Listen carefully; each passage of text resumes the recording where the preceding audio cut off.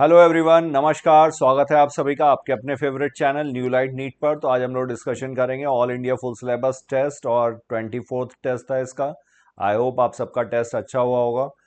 आइए सेशन शुरू करते हैं। और ये सेशन है इस मिशन के तहत अब पढ़ने का अधिकार सबको, डॉक्टर बनने का अधिकार भी सबको। और ये नोबल कॉज है हमारे mentor doctor SP Singh sir का। तो आइए इस नोबल कॉज के लिए हम लोग शुरू करते हैं session. Question number 100 first. In the given below example how many plants in which sporophyte are dominating stage. तो यहाँ पर कुछ डायग्राम्स दिए हुए हैं। पूछा गया कौन सा डोमिनेटिंग स्टेज है, स्पोरोफाइट किन में डोमिनेटिंग है। तो ये डायग्राम है फन का। और फन किसका मेंबर है? टेरिडोफाइटा। टेरिडोफाइट है। और टेरिडोफाइट में हम लोगों को पता है ये इसमें लाइफ साइकिल कैसी होती है, हैप्लोडिप्लॉन्टिक। मतलब हैप्लॉइड फेज भी है और डिप्लॉइड भी। लेकिन यहाँ पर डोमिनेंट होता है डिप्लॉइड फेज। तो ये हो गया। ये गिंगो बाइलोबा लिविंग फॉसिल है, जिम्नोस्पर्म है ये। और ये जिम्नोस्पर्म है तो मतलब यहाँ पर डोमिनेंट स्टेज कौन सी हुई? स्पोरोफाइट। ये यहाँ पर डोमिनेंट है क्योंकि यहाँ पर लाइफ साइकिल होती है डिप्लॉन्टिक। तो ए और बी। सी, ये डायग्राम है स्फैग्नम का। और स्फैग्नम कैसा है? ब्रायोफाइटा है। ब्रायोफाइटा में लाइफ साइकिल होती है हैप्लोडिप्लॉन्टिक जैसा कि टेरिडोफाइट में है। लेकिन इसके विपरीत यहाँ पर हैप्लॉन्टिक स्टेज जो होती है वो डोमिनेंट है। हैप्लॉइड और डिप्लॉइड दोनों है बट यहाँ पर हैप्लॉन्टिक स्टेज ये डोमिनेंट है। और ये है डिक्टियोटा, रेड एल्गी। तो यहाँ पर भी स्पोरोफाइट डोमिनेंट नहीं होगा। तो आंसर हुआ ए और बी दो। Now we move to another question. Question number 102nd. Microbes used to control butterfly caterpillar is। तो ये माइक्रोबियल बायो कंट्रोल का एग्जाम्पल।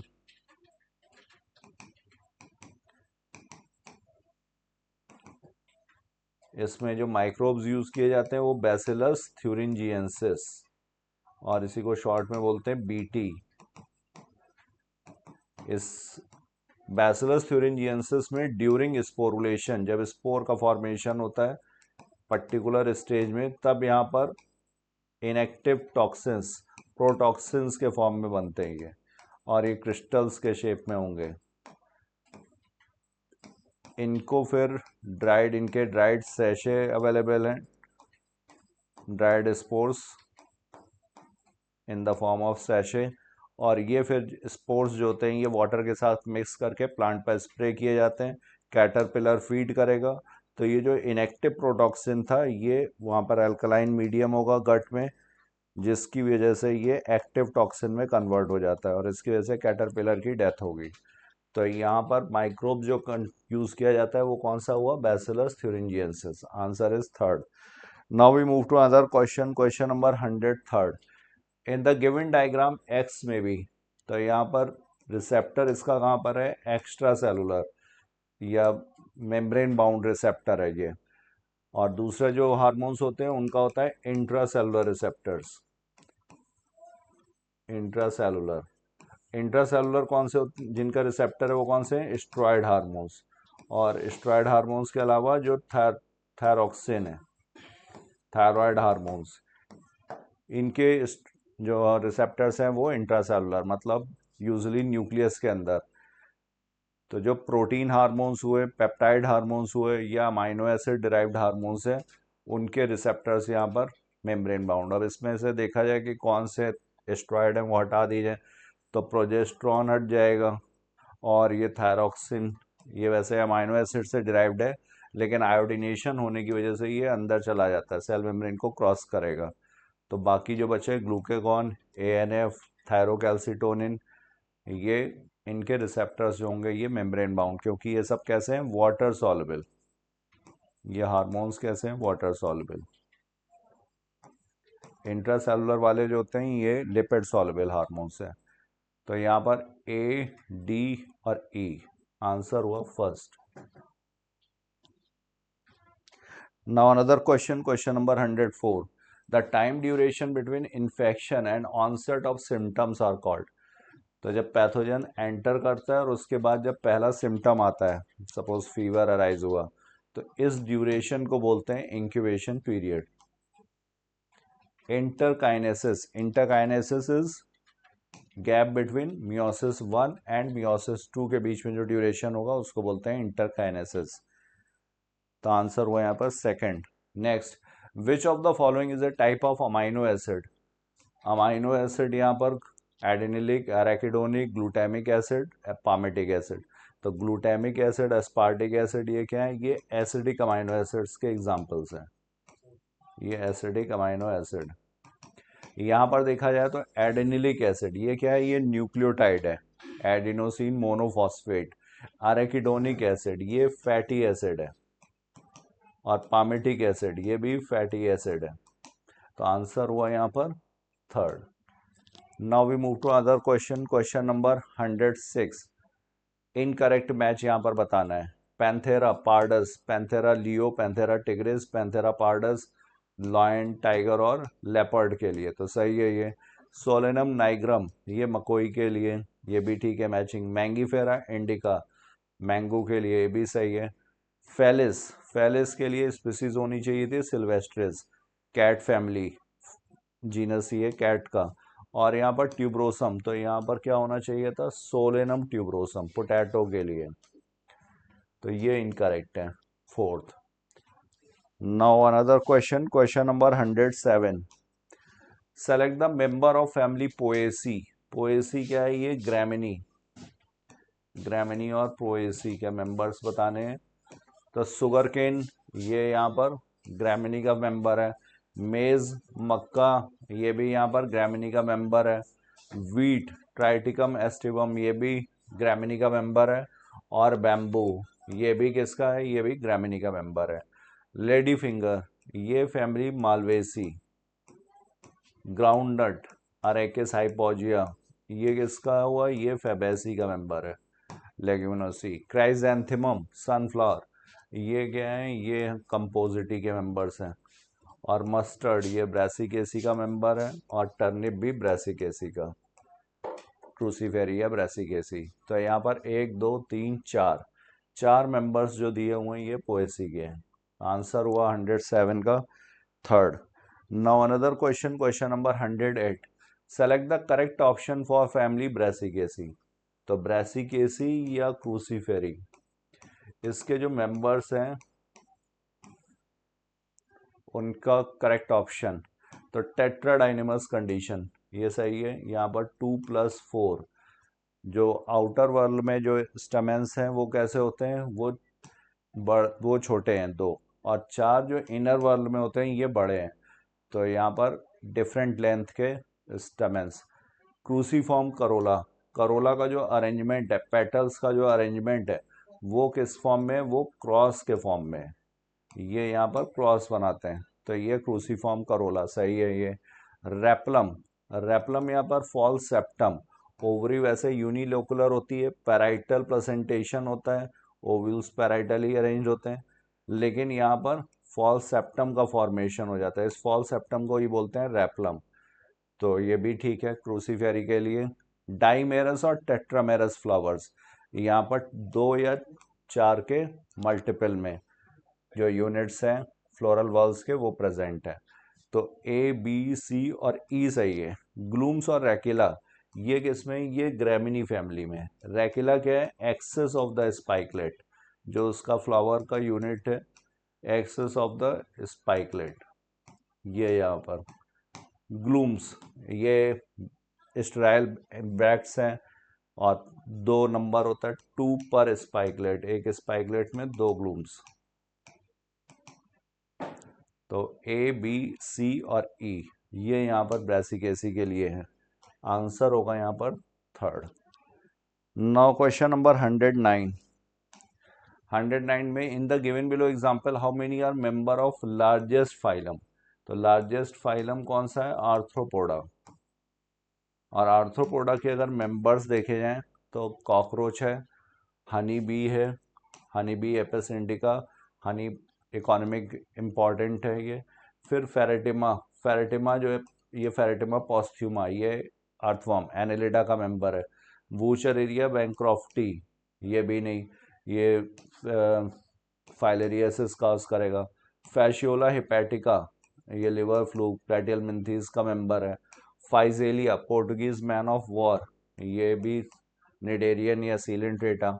लिम्यूलस, ये यहाँ पर ऑर्थोपोडा का मेंबर है। किंग क्रैब लिविंग फॉसिल है।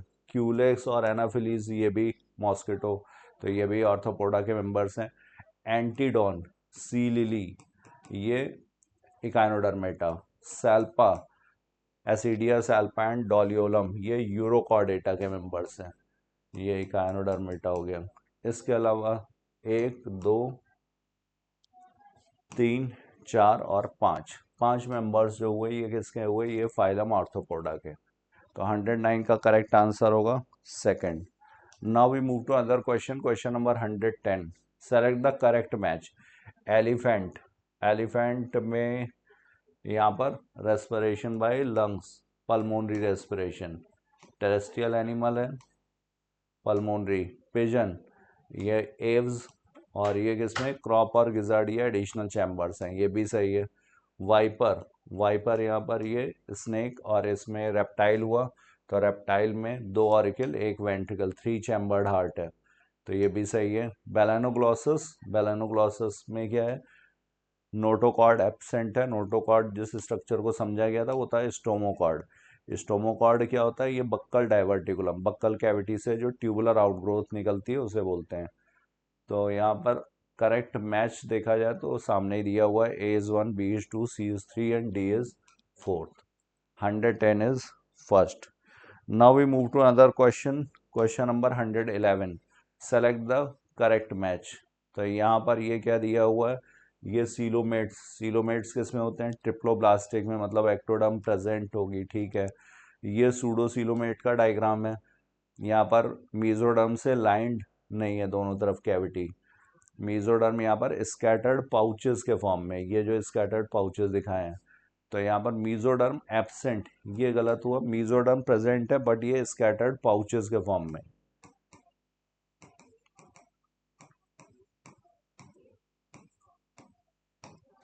फिर एंडोडर्म प्रेजेंट, यहाँ पर ये ट्रिप्लोब्लास्टिक है, ए सीलोमेट्स है, बॉडी कैविटी एब्सेंट है।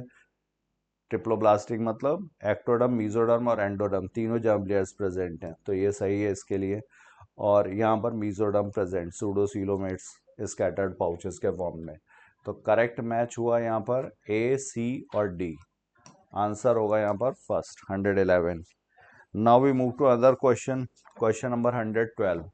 टेट्राड इज फॉर्म्ड इन, तो टेट्राड स्टेज का फॉर्मेशन जाइगोटीन में, और जाइगोटीन में अगर क्रोमोसोम्स के बेसिस पर देखा जाए तो 2 क्रोमोसोम है, तो इसको बोलेंगे बाइवेलेंट। लेकिन अगर क्रोमेटिड्स काउंट किए जाए तो क्रोमेटिड्स हो गए यहाँ पर 4, तो क्रोमेटिड्स के बेसिस पर इसे बोलते हैं टेट्राड, और क्रोमोसोम्स के बेसिस पर, नंबर ऑफ क्रोमोसोम्स के बेसिस पर इसे बोलते हैं बाइवेलेंट। तो यहाँ पर आंसर होगा prophase 1। Zygote is a substage of prophase 1, 112. Now we move to another question, 113.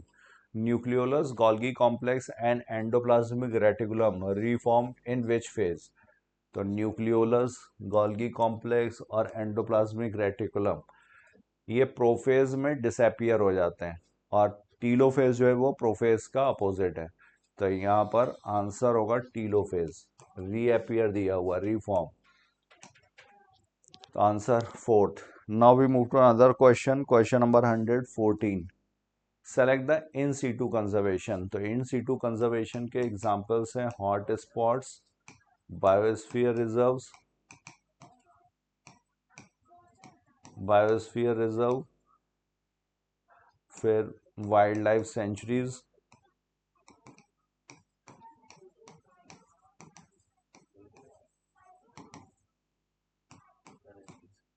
फिर नेशनल पार्क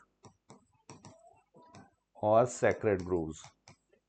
तो यहाँ पर seed bank, tissue culture, pollen bank, ये सारे एग्जांपल्स हुए एक्स सीटू कंजर्वेशन के। खासी एंड जेंशिया हिल्स, ये सेक्रेड ग्रूव्स। तो आंसर हुआ यहाँ पर 114 का third. Now we move to another question, question number 115। The species area relationship given by, तो ये दिया था German naturalist Alexander von Humboldt ने। S is equal to C A raise to power Z. अगर लॉग स्केल पर लिखा जाए तो log S is equal to log C plus Z log A. Log scale पर ये रिलेशनशिप आता है लिनियर, और ये अगर देखा जाए तो इसमें ग्राफ आएगा रेक्टेंगुलर हाइपरबोला। तो आंसर हुआ यहाँ पर 115 का फोर्थ। Now question number 116। 116 में मैचिंग बतानी है आपको। PTH increases the calcium level in the blood. ये क्या है? हाइपर कैल्सियमिक हार्मोन है, ब्लड में कैल्शियम के लेवल को बढ़ाएगा। हाइपर कैल्सियमिक।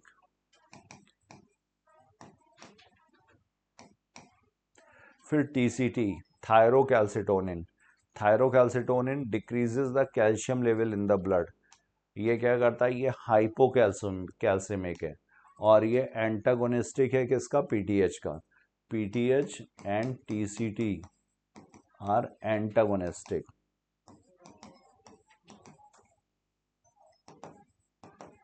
पीटीएच आएगा पैराथायरॉयड ग्लैंड से, और ये आता है थायराइड में जो पैराफॉलिकुलर सेल्स हैं। TCT glucagon. Glucagon alpha cells of pancreas, और ये क्या करता है? ये हाइपरग्लाइसेमिक हार्मोन है, डायबिटोजेनिक हार्मोन। तो increases the glucose level in blood. और insulin hypoglycaemic, decreases the glucose level in blood. तो आंसर हुआ यहाँ पर third. A is third, B is fourth, C is third and D is first. Now question number 117। यहाँ पर select the correct match. Sacrum. Sacrum ये किसमें? Vertebral column. Temporal bone ये किसमें इंक्लूड होगी? टेम्पोरल बोन किसका पार्ट है? Cranial bone. Parietal, ethmoid, sphenoid, temporal, occipital और फ्रंटल बोन, ये सब क्रेनियल बोन्स। स्कैपुला। स्कैपुला किसमें आएगा? स्कैपुला आएगा पेक्टोरल गर्डल। पेक्टोरल गर्डल में ईच हाफ, दो हाफ्स हैं। एक हाफ जो होगा उसमें क्लेविकल और scapula, single clavicle single scapula. तो दो हाफ हो गए, तो दो क्लेविकल एंड दो scapula. Coxal bone, each half of pectoral girdle coxal bone, और ये तीन बोन से मिलकर के बनी हुई है, एलियम, एस्चियम और प्यूबिस। तो आंसर हुआ यहाँ पर A is second, B is first, C is fourth and D is third. Now question number 118. Which type of nutrients are required by plants for the synthesis of protoplasm and act as a source of energy? तो इसमें दोनों तरीके के nutrients चाहिए, macronutrients, micronutrients. Macronutrients और micronutrients ये on the basis of requirement of quantity. Quantity किसकी ज़्यादा चाहिए या किसकी कम चाहिए, उसके बेसिस पर। तो ये मोर देन 10 मिलीमोल्स पर KG of dry matter macronutrients, और लेस देन होगा 10 मिलीमोल, तो ये हो जाएगा माइक्रोन्यूट्रिएंट्स। मैक्रोन्यूट्रिएंट्स जो होते हैं ये carbon, hydrogen, oxygen, nitrogen, phosphorus, potassium, calcium, magnesium, sulphur, ये मैक्रोन्यूट्रिएंट्स। और आयरन, कॉपर, मैग्नीज, जिंक, ये सब क्या है? ये माइक्रोन्यूट्रिएंट्स। मैक्रोन्यूट्रिएंट्स हैं 9, माइक्रोन्यूट्रिएंट्स हैं 8। Next, given below are two statements. During differentiation, cells undergo few to major structural changes both in their cell walls and protoplasm. तो डिफ्रेंसिएशन के वक्त cells undergo few two major structural changes, maximum हो जाएगा cell wall का thickness. Differentiation protoplasm ये भी maximum. तो ये स्टेटमेंट सही है। Heterophyllous development due to environment occurs in buttercup. तो हेट्रोफिलस ये किसका एग्जाम्पल है? ये प्लास्टिसिटी का एग्जाम्पल है। और इसमें इन्वायरमेंट का अगर पूछा जाए तो बटर कप, और अगर लाइफ के स्टेजेस में पूछा जाए तो यहाँ पर larkspur, coriander and cotton.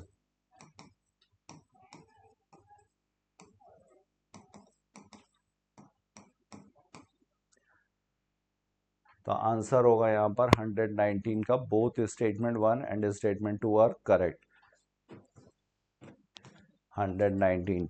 Now question number 120। Given below are two statement, ethylene is largely an inhibitor of growth activities. तो PGR दो तरीके के हैं, एक है प्रोमोटर और एक है इनहिबिटर। एथिलीन दोनों में आता है, प्रमोटर में भी इनहिबिटर में भी, लेकिन मेनली क्या है, ये इनहिबिटर है, तो ये सही है। Ethylene enhances the photosynthesis rate during ripening of the fruits. This rise in rate of photosynthesis is called photosynthesis climactic. ये फोटोसिंथेसिस का नहीं, रेस्पिरेशन का रेट बढ़ाता है, तो ये कहलाएगा respiratory climacteric. At the time of ripening respiratory rate बढ़ जाता है, इसी को बोलते हैं रेस्पिरेटरी क्लाइमैक्टिक। क्लाइमैक्टिक मतलब क्लाइमैक्स पे पहुंच जाएगा, मैक्सिमम। तो आंसर होगा यहाँ पर statement 1 is correct, but statement 2 is incorrect. Answer हुआ second. Now question number 121। Assertion: use of condoms has increased in recent years. Generally, condoms are useful in birth control, but it also protect the user from STI and AIDS.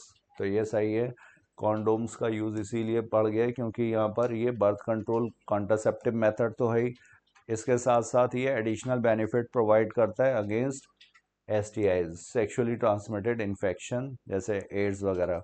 तो both assertion and reason are true and reason is the correct explanation. Answer हुआ यहाँ पर fourth. Another question, question number 122। Select the correct match. तो centromere split and chromatid separate, ये किस में होता है, ये एनाफेज में। तो ये सही दिया हुआ डायग्राम में स्प्लिटिंग दिखाई गई है, अलग अलग पोल्स पर जा रही है। Golgi complex and endoplasmic reticulum reform, तो ये भी सही है। यहाँ पर ये क्या हो गया, ये टीलोफेज, एनाफेज के बाद टीलोफेज, न्यूक्लियर मेम्ब्रेन रीफॉर्म हो चुकी है। गोल्गी कॉम्प्लेक्स और एंडोप्लाज्मिक रेटिकुलम का भी रिफॉर्मेशन हो जाएगा, तो ये भी सही है। Spindle fibre attach to kinetochore of chromosome, spindle fibres attached हैं काइनेटोकोर। काइनेटोकोर क्या होता है, तो सेंट्रोमियर के दोनों तरफ ये disc like structure, protein disc, और इसी से आकर के स्पिंडल फाइबर्स अटैच्ड होते हैं, तो ये भी सही है। Chromosomal material condenses to form compact mitotic chromosome, और क्रोमोसोमल मटेरियल जो होता है ये कंडेंस होकर के क्या बनाता है, माइटोटिक क्रोमोसोम। तो यहाँ पर आंसर क्या होगा, fourth, all. Now question number 123। Given below are two statements. The formation of the new cell wall begins with the formation of a simple precursor called the cell plate that represent the middle lamella between the walls of two adjacent cells. New cell wall ये किस में होगा, ये plant में, cell plate method, cell division का। और इसमें शुरुआत कहाँ से होती है, तो शुरुआत होती है सेंटर से टुवर्ड्स, और मूव किधर करेगा, ये पेरिफेरी की तरफ। तो ये कैसा होगा, सेंट्रीफ्यूगल मेथड। और एनिमल सेल अगर होती तो वहाँ पर इस तरह से फॉरवर्डिंग मेथड। और ये क्या कहलाता है, ये सेंट्रीपीटल, टुवर्ड्स सेंटर मूव कर रहा है, तो ये सही है। मिडिल लैमेला जो थी फर्स्ट लेयर, साइटोकाइनेसिस में प्लांट्स में फॉर्मेशन होगा। Meiosis usually results in the production of diploid daughter cells with identical genetic complement. तो मियोसिस नहीं, यहाँ पर क्या होना चाहिए था, mitosis. Mitosis usually results in the production of diploid daughter cells with identical genetic complement. तो क्वेश्चन नंबर 123 का आंसर जो होगा ये second. Statement 1 is correct, but statement 2 is not correct. Now question number 124। Select the correct match. Partial pressure of oxygen 104 mm of Hg at alveoli, सही है। ये alveolus में कितना होता है, 104/40, 104/40, तो 104 क्या है, ये पार्शियल प्रेशर ऑफ ऑक्सीजन, ये हो गया partial pressure of carbon dioxide.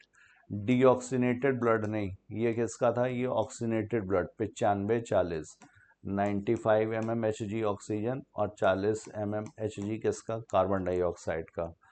Eight tissues PCO2 40/45, तो 40 mm Hg ऑक्सीजन और 45 mm Hg कार्बन डाइऑक्साइड, ये सही है।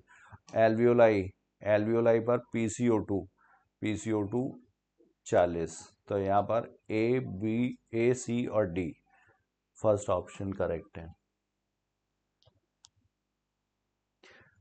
Now another question, question number 125th. Given below are two statements. The split gene arrangement further complicates the definition of a gene in terms of a DNA segment. तो traditional definition अगर देखी जाए तो DNA क्या है, segment of gene क्या है, segment of DNA that codes for protein through mRNA.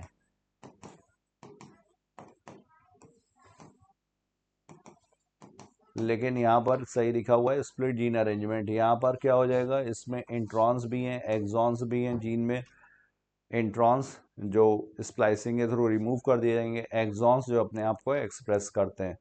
तो ये सही है. Marshall Nirenberg cell free system for protein synthesis help the code to be deciphered. तो यहाँ पर जेनेटिक कोड जो है ट्रिपलेट है, उसकी डिसिफरिंग किसने, मार्शल नीरेनबर्ग का cell free system, Hargobind Khorana का कंट्रीब्यूशन और सिवियरो ओकोवा एंजाइम, ये तीनों. तो ये भी स्टेटमेंट सही है. Both statement 1 and 2 are correct. 125 का हुआ fourth. Now question number 126. Select the incorrect match. यहाँ पर इनकरेक्ट मैच आपको बताना है. तो पिरामिड ऑफ एनर्जी, ये अपराइट पिरामिड है, सही है. Pyramid of biomass in sea, ये इन्वर्टेड होगा क्योंकि फाइटोप्लैंक्टन्स का बायोमास कम होगा. फिर इसके ऊपर जैसे ट्रॉफिक लेवल्स बढ़ेगा बायोमास बढ़ता जाता है. Large fishes, small fishes, large fishes का ज़्यादा, तो इन्वर्टेड होगा. ठीक है. Pyramid of numbers in A grassland, ये अपराइट पिरामिड है, ये भी ठीक है क्योंकि नंबर्स इन ग्रासलैंड में जो प्रोड्यूसर्स होते हैं उनका नंबर सबसे ज़्यादा. प्रोड्यूसर्स के ऊपर फिर हार्बीवोर्स, और हार्बीवोर्स के ऊपर फिर कार्निवोर्स, टॉप कार्निवोर्स. तो इस तरह से ये पिरामिड कैसा हुआ, अपराइट. तो ये भी सही है. One big tree ecosystem with reference to number. तो 126 का करेक्ट आंसर यहाँ पर fourth. One big tree ecosystem with reference to number. तो यहाँ पर ये नंबर क्या हुआ, सिर्फ एक. अब इस पर अगर देखा जाए तो बर्ड्स जो होंगी वो ज़्यादा होंगी, ये सिर्फ इतना हुआ. और इसके बाद फिर इस पर जो टॉप कार्निवोर्स जो लार्जर बर्ड्स हैं उनका नंबर भी कम. तो ये स्पिंडल शेप. पैरासिटिक अगर देखा जाएगा तो इन्वर्टेड. तो ये सही है आंसर यहाँ पर हुआ fourth. Now question number 127. Select the RNA digesting enzyme. तो आरएनए डाइजेस्टिंग एंजाइम न्यूक्लियेजेस, तो आरएनएजेस, और एजेस वर्ड है मतलब ये न्यूक्लिक एसिड को डाइजेस्ट करेगा. आरएनएजेस, राइबोन्यूक्लियेजेस. तो ओनली आरएनएजेस, ये यहाँ पर गलत हो गया. आरएनएजेस और ribonucleases both 1 and 2 is correct. Only लिखा हुआ है इस वजह से. तो 127 का आंसर हुआ fourth. Next, select the correct statement for primrose.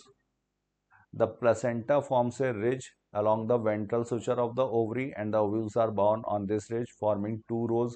The placenta is axial. The ovules develop on the inner wall of the ovary. The ovules are born on central axis and septa are absent. तो ये primrose किसका example है, free central axis. यहाँ पर उसमें placenta develop होगा लेकिन सेप्टेशंस absent होंगे. तो ये जो जैसे है यहाँ पर ये ओव्यूल्स, यहाँ पर सेप्टेशंस एब्सेंट. अगर ये सेप्टेशंस प्रेजेंट होते तब ये एग्जाम्पल होता है एक्साइल का. तो यहाँ पर ovules are borne on central axis and septa are absent. Free central में ये सेप्टेशंस जो होंगे ये एब्सेंट होंगे. सेंट्रल एक्सिस पर प्लेसेंटा का फॉर्मेशन होगा. तो आंसर हो गया यहाँ पर fourth. 128. Now another question, question number 129. What is the symptom of chikungunya. तो चिकनगुनिया क्या है, वायरल डिजीज है. चिकनगुनिया वायरस से होती है. High fever, headache, muscle pain. Muscle pen को ही बोला जाएगा माइल्जिया. तो ये इसका फीचर्स है, सही है. जॉइंट पेन होगा सीवियर. किससे होता है, तो ये एडीज मॉस्किटो से, एडीज एजिप्टाई और Aedes albopictus.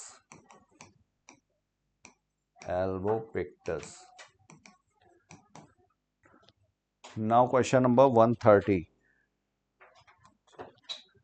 In the lateral branches originate from the basal and underground portion of the main stem, growing horizontally beneath the soil and then come out obliquely upward, giving rise to leafy shoots. Fill in the blanks in given sentence. तो question number 130 में यहाँ पर example एक पूछा गया है, तो किसका है? तो ये क्राइजेंथेमम, बनाना, पाइनएप्पल और chrysanthemum.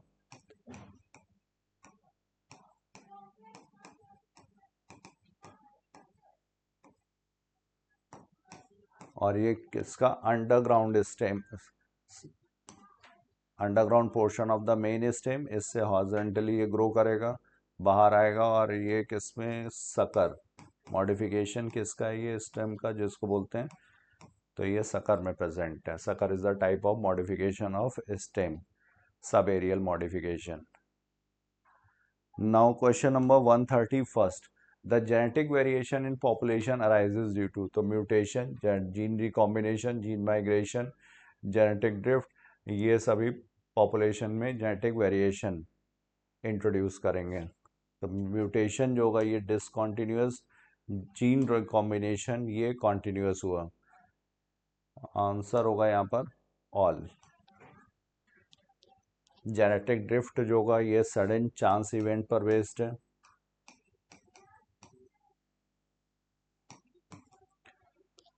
Question number 132, which process is are responsible for changes in chromosome number. तो क्रोमोसोम नंबर पॉलीप्लॉइडी की वजह से भी चेंज होगा। पॉलीप्लॉइडी क्या है? यहाँ पर पूरे का पूरा सेट क्रोमोसोम्स का वो चेंज हो जाता है। हैप्लॉइड सेट है ये, सपोज यहाँ पर 3n हो गया, 4n हो गया, ट्रिप्लॉइड, टेट्राप्लॉइड, तो ये पॉलीप्लॉइडी। फिर टेट्रासोमी, टेट्रासोमी में क्या होगा? होमोलोगस क्रोमोसोम्स का जो पेयर है, इस पेयर में अगर 2 क्रोमोसोम सपोज ऐड होगा तो ये हो जाएगा टेट्रासोमी। इसको रिप्रेजेंट करेंगे 2n+2 से। ट्राइसोमी, ट्राइसोमी जैसे ये सपोज होमोलोगस क्रोमोसोम्स का पेयर है, अब इसमें अगर एक क्रोमोसोम ऐड हो तो ये हो जाएगा ट्राइसोमी, 2n+1 से लिखा जाएगा। और ये किसके एग्जाम्पल्स हैं? ये एग्जाम्पल्स हैं एन्यूप्लॉइडी के। एन्यूप्लॉइडी मतलब गेन और लॉस ऑफ फ्यू क्रोमोसोम्स, और यहाँ पर पूरे का पूरा सेट। तो आंसर होगा ये दोनों ही चेंज इन क्रोमोसोम नंबर के लिए रिस्पॉन्सिबल है, aneuploidy as well as polyploidy. तो आंसर हुआ 132 का fourth. Now we move to other question 133, select the correct match for Mendel dihybrid cross. Mendel के डाइहाइब्रिड क्रॉस के लिए येलो रिंकल्ड, तो रिंकल्ड यहाँ पर रिसेसिव कैरेक्टर था, तो ये यहाँ पर येलो तो ठीक है, ये रिंकल्ड नहीं। ये कैसा होना चाहिए था? स्मॉल आर स्मॉल आर, तो ये गलत हो गया। येलो रिंकल्ड, यहाँ पर ये येलो ठीक है, और ये रिंकल्ड ये भी ठीक है, रिसेसिव कैरेक्टर है, होमोजाइगस रिसेसिव कंडीशन होनी चाहिए। येलो राउंड, यहाँ पर ये राउंड तो ठीक है, बट ये येलो नहीं है, ये क्या हो गया? ये ग्रीन, तो ये गलत हो गया इसकी वजह से। ये और ये ग्रीन राउंड, ग्रीन राउंड यहाँ पर ये येलो वाई डोमिनेंट है, तो ये येलो, और ये रिंकल्ड हुआ, राउंड भी गलत दिया हुआ है। तो आंसर होगा यहाँ पर 133 का second. Now question number 134. The contractile property of muscle are effectively used for locomotion and other movements by human beings and majority of multicellular organisms. तो ये ठीक है, contractile property of muscles are effectively used for locomotion and other movements. इसमें muscles में contractility की property होती है, extensibility होती है और इलास्टिसिटी भी होती है, तो ये सारी प्रॉपर्टीज सही दी हुई है। Cytoskeletal elements like microfilaments are also involved in amoeboid movements. Amoeboid movement pseudopodia का फॉर्मेशन होगा साइटोस्केलेटल एलिमेंट्स की वजह से, इसमें माइक्रोफिलामेंट्स हेल्प करेंगे, तो ये भी सही है। स्टेटमेंट 1 और स्टेटमेंट 2 दोनों सही है। 134 is fourth. 135, select the correct option for the given diagram. तो यहाँ पर mature ovule, mature archegonium, mature dehisced anther, mature female gametophyte. तो यहाँ पर मैच्योर डिहाइज्ड एंथर दिखाया हुआ है, ये पॉलन सेक्स थे और यहाँ पर ये ओपन हो चुका है, डिहाइसेंस हो चुका है, तो mature dehisced anther is the right answer. Now further discussion will be carried by my fellow partner doctor Manish sir. Thank you all of you, thank you so much. Hello future doctor, कैसे हैं सभी? उम्मीद कर रहे हैं तैयारी अच्छे से चल रही होगी और अच्छे से आप लोग पेपर को सॉल्व कर रहे होंगे और टेस्ट दे रहे होंगे। तो प्यारे बच्चों, आज FST जिसका टेस्ट नंबर है बेटा 24 और उसका पेपर सोल्यूशन लेके आए हैं। 35 तक क्वेश्चन का आपका करा दिया है शैलेंद्र सर ने, अब 36 से 70 कराएंगे हम। चलिए question number 136, select the correct option for angiosperm. Functional megaspore X 2 nucleate 4 nucleate 8 nucleate. तो कहते हैं मेगास्पोर मदर सेल जो 2n होता है, इसमें बेटा मियोसिस करके आपका बनता है 4 मेगास्पोर टेट्रा, जिनमें से 3 डिजेनरेट हो जाते हैं, एक ही फंक्शनल रहता है। और ये सीक्वेंशियल 3 बार फ्री न्यूक्लियर डिवीजन करता है, इक्वल है इसलिए माइटोसिस बोलेंगे। फिर लास्ट में सेल वॉल बन जाएगा, तो 8 न्यूक्लिएट 7 सेल एम्ब्रायो सैक, तो 3 बार माइटोसिस, तो सारा क्या होना चाहिए, माइटोसिस। तो आंसर हो जाएगा सेकेंड, ठीक है ना। हालांकि माइटोसिस में भी कैरियोकाइनेसिस के तुरंत बाद साइटोकाइनेसिस नहीं होगी, फ्री न्यूक्लियर डिवीजन होगा, पहले कैरियोकाइनेसिस हो जाएगी, फिर उसके बाद साइटोकाइनेसिस होगी। Select the correct statement, seed are formed inside embryo sac. तो बेटा सीड के अंदर एम्ब्रायो सैक जो अब एम्ब्रियो रखता है वो होगा, तो उल्टा हो गया, seed are formed inside embryo sac, गलत हो गया, ओवरी होना चाहिए था, जो कि अब किस नाम से जाना जाएगा, फ्रूट। तो फ्रूट यानी ओवरी के अंदर सीड बनेगा ओव्यूल के डेवलपमेंट से। The cotyledon of the embryo are simple structure, generally thick and swollen due to storage of food reserve. तो एम्ब्रियो का कार्टिलेडन आपका ज्यादातर थिक और स्वोलन होता है और स्टोरेज ऑफ फूड करता है। तो अगर कार्टिलेडन थिक एंड स्वोलन हो गया तो इसका मतलब बेटा आपका कैसा हो जाएगा, इंडोस्पर्मिक सीड। और बेटा अगर हम बात करते हैं कि कार्टिलेडन मेम्ब्रेनस रही तो कैसा हो जाएगा, नॉन इंडोस्पर्मिक। तो डाइकॉट की कैटेगरी है, मोस्टली आपका कैसा होता है, थिक और स्टोरेज। और मोनोकॉट में ज्यादातर कैसा होता है, मेम्ब्रेनस।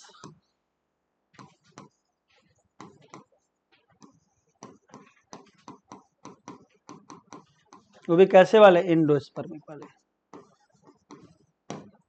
तो पहला गलत, दूसरा सही।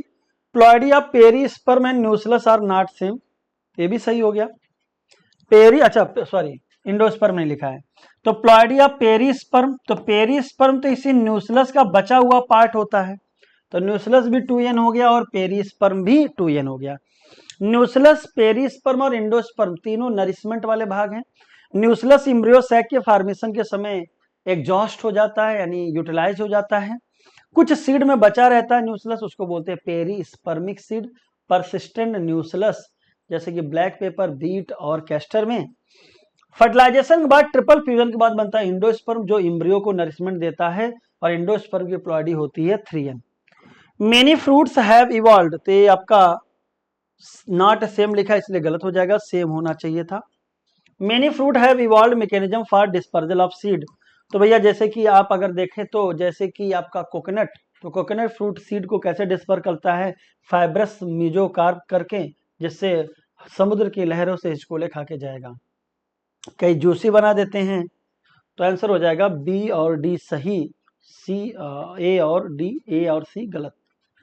चलिए अगला question 138, select the 4 carbon containing compound.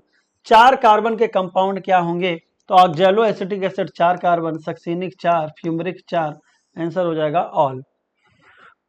अगर बेटा हम देखें कि 4 कार्बन कंपाउंड, तो अल्फा कीटोग्लूटारिक एसिड को ध्यान रखिए। अल्फा कीटोग्लूटारिक एसिड बेटा आपका 5 कार्बन का रहेगा। इसके बाद जो सक्सिनिल कोएंजाइम है, succinic acid, fumaric acid, malic acid and oxaloacetic acid, ये 4 कार्बन वाले होंगे। और इससे पहले आपका citric acid, cis aconitic acid, isocitrate, oxalosuccinic acid, oxaloacetic नहीं सक्सिनिक, ये आपके 6 कार्बन के होंगे। पायरुविक एसिड आपका 3 कार्बन का होगा, फास्फोग्लिसरल्डिहाइड या पीजीए, डीएचएपी, ये सब कितने कार्बन के होंगे, 3 कार्बन के। एसिटिल कोएंजाइम हो जाएगा 2 कार्बन का। तो सारे कार्बन हमने बोल दिया। In ETS mitochondria which is the complex third, तो कॉम्प्लेक्स थर्ड को भी एक नाम से और बोलते हैं साइटोक्रोम B/C1 कॉम्प्लेक्स, या एक नाम और रखते हैं साइटोक्रोम C रिडक्टेज, क्योंकि ये आपका साइटोक्रोम सी को इलेक्ट्रॉन देता है। ठीक उसी प्रकार कॉम्प्लेक्स 4 का नाम होता है साइटोक्रोम सी ऑक्सीडेज, क्योंकि ये कॉम्प्लेक्स 4 साइटोक्रोम सी से इलेक्ट्रॉन ले रहा है, यानी उसको ऑक्सीडाइज कर रहा है। कॉम्प्लेक्स 5 का नाम होता है आपका एटीपी सिंथेस सक्सिनेट डिहाइड्रोजनेट FADH2 से कॉम्प्लेक्स 2 का, और NADH dehydrogenate complex 1। Cytochrome C oxidase जो कॉम्प्लेक्स 4 है, यहाँ पे A और A3 पाया जाता है और 2 कॉपर सेंटर पाए जाते हैं, कॉपर A और कॉपर B। चलिए अगला question, question number 140। Pulmonary respiration occurs in, तो पल्मोनरी मतलब रेस्पिरेशन बाय लंग्स, तो सिलेंट्रेटा, फिशेस, बर्ड, एनिलिडा। तो बेटा ये पाया जाएगा बर्ड्स में, फिशेस में होगा गिल्स, सिलेंट्रेटा में जनरल बॉडी सरफेस, एनिलिडा में जनरल बॉडी सरफेस मतलब कि, और यहाँ पे क्यूटिकल मॉइस्ट मतलब बाहर स्किन थोड़ी सी हार्ड हो जाती है, इसको बोलते हैं क्यूटिकल, और मॉइस्ट होती है इसलिए नाम दे देते हैं मॉइस्ट क्यूटिकल, लेकिन बॉडी की बाहरी सरफेस ही तो होती है इसलिए बोलते हैं बॉडी सरफेस। तो 140 का आंसर हो जाएगा third. Amygdala is a part of, तो amygdala cingulate gyrus hippocampus along with hypothalamus limbic system बनाता है, और ये पाया जाता है फोर ब्रेन में, और ये नीचे की तरफ होगा फोर ब्रेन के। ठीक है, तो कह सकते हैं कि फोर ब्रेन में हिप्पोकैम्पस, एमाइडेला, सिंगुलेट गायरस मिलकर लिम्बिक सिस्टम बनाते हैं, और ये लिम्बिक सिस्टम या limbic lobe along with hypothalamus regulate करता है कंसोलिडेशन, लिबिडो, सेक्सुअल बिहेवियर, और आपके एक्साइटमेंट, प्लीजर, मोटिवेशन सबको। क्वेश्चन नंबर 142, इम्यूनिटी में बी एक्टिव और पैसिव, तो इम्यूनिटी बेटा आपका एक्टिव भी हो सकता है, पैसिव भी हो सकता है। ज्यादातर इम्यूनाइजेशन एक्टिव होता है, यानी जो हमें दवाई दी जाती है, इंजेक्शन वगैरह, जो हमारा टीकाकरण प्रोग्राम है उसमें डेड या वीकेंड या उसका कोई प्रोटीजन वगैरह वैक्सीन में दिया जाता है, जिससे हमारे बॉडी में खुद से एंटीबॉडीज बने। पैसिव इमरजेंसी के केस में दिया जाता है, ये आपको याद होना चाहिए, जैसे कि anti rabies vaccine, anti snake bite वाली वैक्सीन, एंटी टिटनस सीरम। ये सब में मरने के चांस ज्यादा है, तो वेट नहीं करना पड़ता है, इसलिए क्या किया जाता है बेटा, तुरंत बनी बनाई एंटीबॉडीज दी जाती है। एक बच्चा जब पैदा होता है तो माँ का दूध भी नेचुरल पैसिव इम्यूनिटी की तरह काम करता है। प्लेसेंटा के थ्रू जो भी एंटीबॉडीज जाते हैं वो भी पैसिव इम्यूनिटी होती है, क्योंकि माँ की बॉडी में बनी है और मिल रहा है बच्चे को। When ready-made antibodies are directly given to protect the body against foreign agent, it is called passive, बिल्कुल सही है। Acquired immunity is non-specific, नहीं भाई, acquired जैसे जैसे आएगा वैसे वैसे डेवलप होगा, तो ये गलत हो जाएगा, स्पेसिफिक होना चाहिए था। और जो इनेट होता है सिंस बर्थ, वो तो सभी के लिए होता है, वो नॉन स्पेसिफिक हो जाएगा। टी लिम्फोसाइट CMI यानी सेल मीडिएटेड इम्यूनिटी देता है, तो सी हटा देते आप, तो आंसर हो जाता A, B एंड D। चलिए अगला question, select the correct statement, smoking also paves the way to hard drug, जो हार्ड ड्रग मतलब नशीले दवाइयां होती हैं, जैसे चरस, गांजा, स्मोक, हेरोइन, मैरिजुआना, हशीश, ये सब की शुरुआत, आधार, रास्ता बनाता है, उसका पेवन बनाता है कौन, स्मोकिंग। यानी कहते हैं ना स्मोकिंग शुरू है, आगे चल के लंबा हाथ मारेगा। Nicotine stimulate adrenal gland to release adrenaline और noradrenaline for into blood circulation, तो निकोटिन जो तंबाकू में होता है उससे आपका एड्रेनलिन ग्लैंड आपका एक्टिवेट हो जाता है, तो आपकी बॉडी कॉम्बैट यानी कि एक्सेसिव एग्रेसिव मतलब एक्टिव हो जाएगी, हाइपर एक्टिव, जो आप फ्लाइट, फाइट एंड फियर के कंडीशन में अपने बॉडी को देखते हैं। Cocaine interfere with the transport of neurotransmitter like dopamine, cocaine commonly crack बोलते हैं, इरेथ्रोजाइलम कोका से निकाला जाता है। वैसे भी जब दो बात सही होगी तो तीसरी सही होनी थी। नेटिव टू साउथ अमेरिका होता है, और बेटा ये आपका इंटरफेयर करता है डोपामिन से, धीरे धीरे आपका न्यूरोट्रांसमीटर डोपामिन के इंटरफेयर करने के कारण हेलुसिनेशन हो जाएगा और आप एक्सेसिव डोज ले लेंगे। Feeling of well being, euphoria का भी सेंसेशन हो सकता है, तो 143 का आंसर हो जाएगा 4। Select the incorrect match for dn/dt equal to Rn k - n/k, k लग गया कैरिंग कैपेसिटी, लॉजिस्टिक हो जाएगा, तो n क्या है, population density at time t, r intrinsic rate of natural increase per capita birth minus per capita death, क्या carrying capacity, r represent the colour of organism, नहीं भाई कलर नहीं है, आर यही होता है rate of natural increase, intrinsic rate. तो चौथा हो जाएगा गलत। अगर ये हो जाता है D N upon D T equal to R N, तो बेटा एक्सपोनेंशियल ग्रोथ आ जाता। और अगर कैपेसिटी लग जाएगी देख लेना, के माइनस एन बाई के जरूर होना चाहिए। तो 144 का आंसर हो जाएगा fourth. Select the incorrect match natality increase in population density. तो भाई जन्म दर बढ़ेगा तो पॉपुलेशन डेंसिटी बढ़ेगी, सही है। आई माइग्रेशन, लोग आएंगे तब भी पॉपुलेशन बढ़ेगी। ई माइग्रेशन, जाएंगे तो घटेगी। मोर्टेलिटी, मृत्यु दर अगर बढ़ गई तो पॉपुलेशन डेंसिटी क्या हो जाएगी, डिक्रीज। तो मोर्टेलिटी पॉपुलेशन डेंसिटी में माइनस का रोल प्ले करती है, यानी घटाने का काम करती है। तो 145 का आंसर हो जाएगा फोर्थ। अगर किसी भी पॉपुलेशन में n equal to T plus 1 equal to N at time T plus birth और आई माइग्रेशन को जोड़ दीजिए और इसमें घटा दीजिए आपका डेथ और ई माइग्रेशन को। ये फार्मूला भी याद रखिएगा। और याद रखिए N at time T plus, इसके बाद टोटल आए और पैदा हुए माइनस टोटल मर गए और चले गए। प्लस होता, मल्टीप्लिकेशन नहीं होता। यहाँ पे कई बच्चे गड़बड़ कर देते हैं। चलिए अगला question 146। During ice age between 75,000 to 10,000 year ago modern Homo sapiens arose. बिल्कुल सही है। 75,000 से आज से 10,000 साल पहले मॉडर्न होमोसेपियंस मैन आए थे। और 1,40,000 साल पहले और आए थे आपके होमो निएंडरथैलेंसिस। होमो इरेक्टस की जो क्रेनियल कैपेसिटी होती है वो बेटा 900 सीसी होती है। और होमो हैबिलिस 650 सीसी से लेके 800 सीसी तक हो सकती है। होमो इरेक्टस की होती है बेटा आपका 900 सीसी। होमो निएंडरथैलेंसिस का होता है 1400 सीसी। और क्रोमैग्नन का होता है 1600 सीसी। और हमारा रेंज होता है 1300 से लेके 1650 सीसी तक हो सकता है।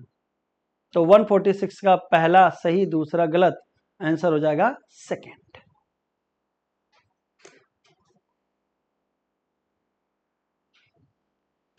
Select the correct match ribose Rubisco NADP C3H4O3। तो राइबोज 5 कार्बन का शुगर है, एक यूज होता है न्यूक्लिक एसिड में। तो A1 एक ही ऑप्शन था, तो आंसर तो मिल गया। रुबिस्को प्रोटीनेशियस एंजाइम होता है, मोस्ट अबंडेंट इन बायोस्फीयर है। NADP nicotinamide adenine dinucleotide phosphate vitamin का इसेंशियल कंपोनेंट होता है और इसका नाम है नियासिन, विटामिन B3। और बेटा एक कोई एंजाइम का इसेंशियल कंपोनेंट होता है। C3H4O3 ये पायरुविक एसिड है। फार्मूला अगर मैं बताऊं तो CH3COCOOH, ये है पायरुविक एसिड। वैसे भी A1 से आंसर हो गया था। तो 147 का आंसर हो जाएगा बेटा आपका सेकेंड। चलिए अगला question. The radial conduction of water take place by which tissue या सेल। तो रेडियल कंडक्शन देखिए आपका लंबाई वाइज कौन लेके जा रहा है, जाइलम वेसल। और साइड में कंडक्शन करते हैं जाइलम पैरेन्काइमा या रे पैरेन्काइमा। तो आंसर हो जाएगा सेकेंड। रे क्यों बोलते हैं, क्योंकि सूर्य की किरणें के अकॉर्डिंग रेडियस के अलॉन्ग लगे होते हैं, इसलिए बोलते हैं रे पैरेन्काइमा। तो 148 का आंसर हो जाएगा बेटा आपका second. Select the correct option for the given diagram. इस डायग्राम को अगर देखो तो सिंपल टिश्यू में अगर मैं कॉर्नर को देखता हूं तो यहां से समझ में आता है थिकेंड कॉर्नर। थिकेंड कॉर्नर क्या कर मैं समझ जाऊंगा कि ये क्या हो जाएगा, कोलेनकाइमा। तो कंडक्टिंग टिश्यू नहीं भाई, कंडक्टिंग टिश्यू नहीं होगा। लिविंग मैकेनिकल टिश्यू हो सकता है, क्योंकि कोलेनकाइमा लिविंग मैकेनिकल टिश्यू होता है, फ्लेक्सिबिलिटी देता है यंग पिट्यूल और साथ ही साथ यंग स्टेम को। नॉन लिविंग मैकेनिकल टिश्यू में बेटा आपका आता है स्क्लेरेनकाइमा। और आपका जो मेजर ऑर्गन में होता है वो होता है बेटा आपका पैरेन्काइमा। तो सेकंड आंसर हो जाएगा 149 का 2। सेलवाल में डिपोजिशन होता है सेलोज, पेक्टिन, हेमीसेलोज। लिग्निन नहीं होता। लिग्निन कहां पाया जाता है, आपका स्क्लेरेनकाइमा में। तो पैरेन्काइमा में सेलुलोजिक, कोलेनकाइमा में सेलोज, हेमीसेलोज और पेक्टिन। और स्क्लेरेनकाइमा में सेलोज, हेमीसेलोज, पेक्टिन और साथ ही साथ क्या आ जाएगा, लिग्निन। तो लिग्निफाइड सेल डेड होती है, याद रखना। स्क्लेरेनकाइमा लिग्निन की वजह से डेड हो जाती हैं। 150 which is not a type of phyllotaxy. Phyllotaxy मतलब अरेंजमेंट ऑफ लीफ। तो रेसीमोज तेज बेटा इन्फ्लोरेसेंस का है, अनलिमिटेड होता है, रेस लग रहा है। एक्रोपिटल होता है, टॉप बड फ्लावर में कन्वर्ट नहीं होती। इम्ब्रिकेट ये तो बेटा एस्टिवेशन है, गुलमोहर और कैसिया में देखने को मिलता है। पार्टिकुलर डायरेक्शन में ओवरलैपिंग नहीं होती, एक कंप्लीटली इनसाइड और एक कंप्लीटली आउटसाइड। फ्री सेंट्रल बेटा ये आपका प्लेसेंटेशन है, और ये पाया जाता है प्रिमरोज और डायंथस में, सेंट्रल में होगा प्लेसेंटा, और सेप्टा नहीं पाया जाएगा। तो सारी बातें फिलोटैक्सी को नहीं बताती, तो आंसर हो जाएगा fourth. Question number 151, select the double membrane bounded cell organelle. तो double membrane bounded cell organelle यहाँ पे कोई नहीं दिया है, तीनों ये दोनों क्या है, सिंगल मेम्ब्रेन, और ये मेम्ब्रेनस है। डबल मेम्ब्रेन में आता है बेटा आपका माइटोकॉन्ड्रिया, वो कॉमन है प्लास्टिड प्लांट में, और nucleus. Which of the following is largest in size. तो भैया इसका आंसर हो जाएगा नन, क्योंकि ये मेम्ब्रेनस हो गया, सिंगल हो गया, तो आंसर हो जाएगा नन, डबल कोई नहीं है। Question number 152, which of the following is largest in size. तो चलिए देखते हैं। माइकोप्लाज्मा ये हो जाएगा 0.3 micrometre, PPLO 0.1 micrometre, eukaryotic cell 10 से 20 माइक्रोमीटर। ऑब्वियस सी बात है यूकैरियोटिक सबसे लार्जेस्ट होता है, वायरस में 0.02 से लेके 0.2 माइक्रोमीटर तक होता है। तो वायरस उससे भी लिविंग नहीं है, ध्यान रखिएगा। ये क्वेश्चन और बढ़िया बनता अगर यहाँ पे बोल देते which are the following smallest living cell, मजा आ जाता। तब आप वायरस नहीं चूज कर सकते, वायरस लिविंग नहीं है, हालांकि सबसे छोटा यही है। या स्मॉलेस्ट सेल भी बोल देते तो वायरस एक कंप्लीट सेल नहीं है। तो 152 का आंसर हो जाएगा बेटा फोर्थ। लार्जेस्ट पूछा था तो आसानी से निकल आया। Select the incorrect match, सीसीके acts on pancreas. इसका पूरा नाम होता है सीसीके पीजेड। तो सीसीके मतलब कोलेसिस्टोकाइनिन, यानी ये बेटा गाल ब्लैडर पे एक्ट करेगा, और पीजेड मतलब पैंक्रियोजामिन यानी पैंक्रियाज पे एक्ट करेगा। तो सीसीके एक्ट ऑन पैंक्रियाज, ये तो इसमें कोई गलत नहीं है, पैंक्रियाज में तो काम करता ही है, ओनली लगते तब गलत हो जाता। सीसीके एक्ट ऑन गाल ब्लैडर, ये भी सही हो गया। गैस्ट्रिन बेटा आपका गैस्ट्रिक ग्लैंड यानी स्टमक पे एक्ट करेगा। सेक्रेटिन बेटा आपका एक्ट करेगा पैंक्रियाज पे, लेकिन वहां पे सेक्रेशन कराएगा बाइकार्बोनेट और वाटर का। लेकिन यहाँ पे इंडोक्राइन फंक्शन दे दिया गया है, secretion of insulin and glucagon, ये इंडोक्राइन पार्ट का होता है। आईलाइट ऑफ लैंगरहैंस 1 से 2% alpha beta and delta cell, और ये काम करते हैं हार्मोन, ये एक्सोक्राइन पार्ट पे काम करते हैं। सीसीके पीजेड पैंक्रियाटिक जूस निकालेगा और बाइल जूस निकालेगा। गैस्ट्रिन बेटा आपका गैस्ट्रिक ग्लैंड से गैस्ट्रिक जूस निकलवाएगा। जीआईपी जो होता है वो गैस्ट्रिक जूस की सेक्रेशन को रोकेगा, और सेक्रेटिन सिर्फ पैंक्रियाज पे काम करेगा और बाइकार्बोनेट और वाटर निकलवाएगा। तो याद कर लीजिएगा ये hormone of gastro intestinal tract. Select the correct match for muscle, smooth involuntary blood vessel. तो स्मूथ होगी और इनवॉलंटरी और ब्लड वेसल में पाई जाती है ट्यूनिका मीडिया, सही है, पहले सही हो गया तो काम है खत्म, आगे पढ़ने की जरूरत नहीं थी। स्केलेटल मसल वॉलंटरी होती, इंटेस्टाइन में नहीं। इंटरनल ऑर्गन में आपका कैसा पाया जाता है, इनवॉलंटरी स्मूथ। स्मूथ वॉलंटरी ये गलत हो जाएगा, यहाँ पे इन होना चाहिए था। कार्डियक वॉलंटरी नहीं होती, इनवॉलंटरी होती है, और इंटरकैलेटेड डिस्क पाया जाता है। तो पहला सही हो गया आंसर, 154 का आंसर हो जाएगा फर्स्ट।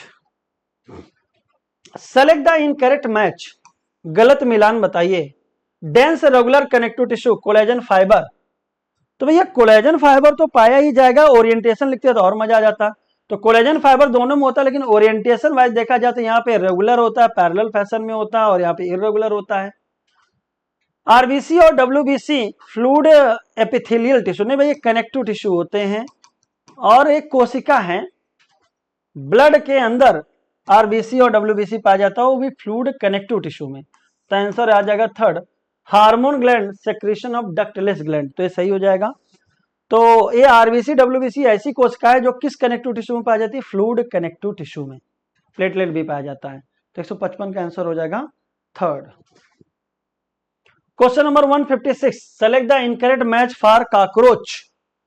तो कॉकरोच के लिए गलत बात बतानी है, आइज में ओमेटिडिया, सही बात है। ओमेटिडिया में संख्या पूछा जाएगा 2000 हेक्सागोनल ओमेटिडिया, और ध्यान रखना ये बेटा आपका हर आई में पाया जाएगा, ईच आई। और मोजैक विजन होगा आपका, विजुअल जो होता है यहाँ पे याद रखना, रेजोल्यूशन पावर कम होता है लेकिन आपकी रिजॉल्विंग पावर कम होगा, लेकिन आपको अंधेरे में यानी लो लाइट में भी अच्छे से दिखाई देगा। मैक्सिलरी पल्प एक्सक्रीटरी ऑर्गन, यही गलत हो गया, ये सेंसरी ऑर्गन में आता है। मैक्सिला का इंड कहलाता है, जो टच को किसी चीज को टच करके बताएगा ये क्या है। तो मैक्सिलरी पल्प, एंटीना, आई, उसके बाद बेटा आपका लेबियल पल्प, ये सब किसमें वक्त एक्ट करते हैं, एनल सरसाई, ये सब होते हैं सेंसरी। स्क्लेराइड काइटिन का बना होता है।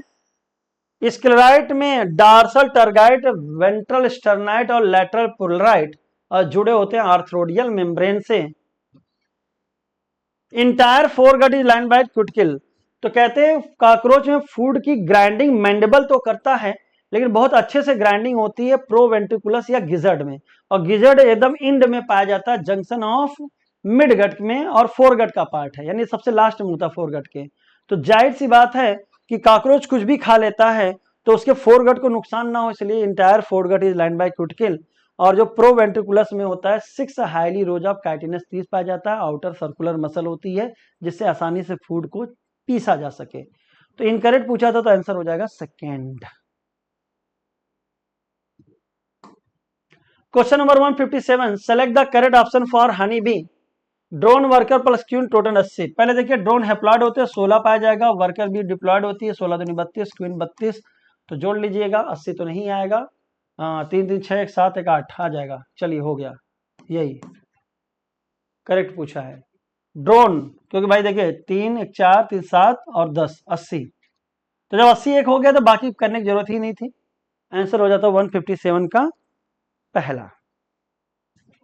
याद रखना ड्रोन हैप्लॉयड होते हैं, विदाउट फर्टिलाइजेशन होते हैं, डायरेक्ट एग से बनते हैं।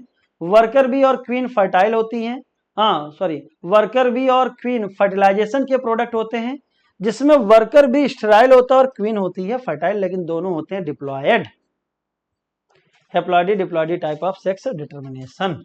क्वेश्चन नंबर 158, स्टेटमेंट 1 दिया है, secondary oocyte retains bulk of the nutrient rich cytoplasm of the primary oocyte। तो कहते हैं कि फीमेल गैमीट जो होता है वो मेल का खाली स्पर्म लेता है, बाकी सारा साइटोप्लाज्म ऑर्गेनेल उसी का रहता है। तो प्राइमरी oocyte का पूरा भाग कौन रखता है, आपका सेकेंडरी oocyte, बस अपना 23 क्रोमोसोम दे देता है पोलर बॉडी को और इंतजार करता है कि मेल लेके आए, तो इसलिए खाली कहते हैं मेल की पावर है बस क्रोमोसोम देने की। The more layer of granulosa cell are present in secondary follicle than primary, तो प्राइमरी फॉलिकल में ग्रेनुलोसा सिंगल लेयर होती है और अंदर प्राइमरी oocyte होता है अरेस्टेड प्रोफेज 1 में। सेकेंडरी फॉलिकल में ग्रेनुलोसा मल्टी लेयर्ड हो जाती है, थीका लेयर बन जाती है। टर्चरी फॉलिकल में कैविटी बन जाती है। पहला मियोटिक डिवीजन कंप्लीट होता है, सेकेंडरी oocyte अरेस्टेड और फर्स्ट पोलर बॉडी बन जाती है। थीका डिवाइड हो जाती है एक्सटर्ना और इंटरना में। मैच्योर फॉलिकल को बोलते हैं ग्रेफियन फॉलिकल, जिसमें एंट्रम वेल डेवलप्ड हो जाती है, एक नई लेयर आ जाती है जोना पैलिशिडा। तो बातें दोनों सही हैं, आंसर हो जाएगी 4th, पूरा याद रख लीजिएगा। टर्चरी फॉलिकल में ज्यादा आपको ध्यान देना है। Select the correct order for events of menstrual cycle. तो सबसे लास्ट में आपका पहले फॉलिकुलर फेज आएगा, तो डेवलपमेंट गया, ओवल्यूशन गया, तो पहले आएगा फॉलिकल का development, maturation into Graafian follicle, फिर आएगा ओवुलेशन, फिर कार्पस लुटियम बनेगा। तो पहले सही हो गया, ओवल्यूशन के बाद कार्पस लुटियम बनता है, तो आंसर हो जाएगा फर्स्ट, तो 159 का 1। चलिए, tracheid are present in the xylem of, तो जाइलम, ट्रैकिड और वेसल, तो वेसल तो बेटा आपका एंजियोस्पर्मिक फीचर है, लेकिन ट्रैकिड तो कॉमन है, तो ये हर जगह मिलेगा, तो टेंशन नहीं लेने का, आपको लगा देना चाहिए 160 का 4,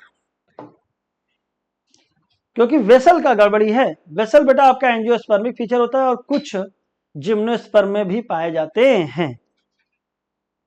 असर्शन, द प्रेजेंस और absence of hymen is not a reliable indicator of virginity और सेक्सुअल एक्सपीरियंस। बिल्कुल सही है, क्यों? क्योंकि ये कुछ हो सकता है कि cycling, sport, horse riding, sudden jolt या फॉल्ट से भी हो सकता है रप्चर हो जाए, या इवन फर्स्ट इंटरकोर्स के बाद भी बची रहे।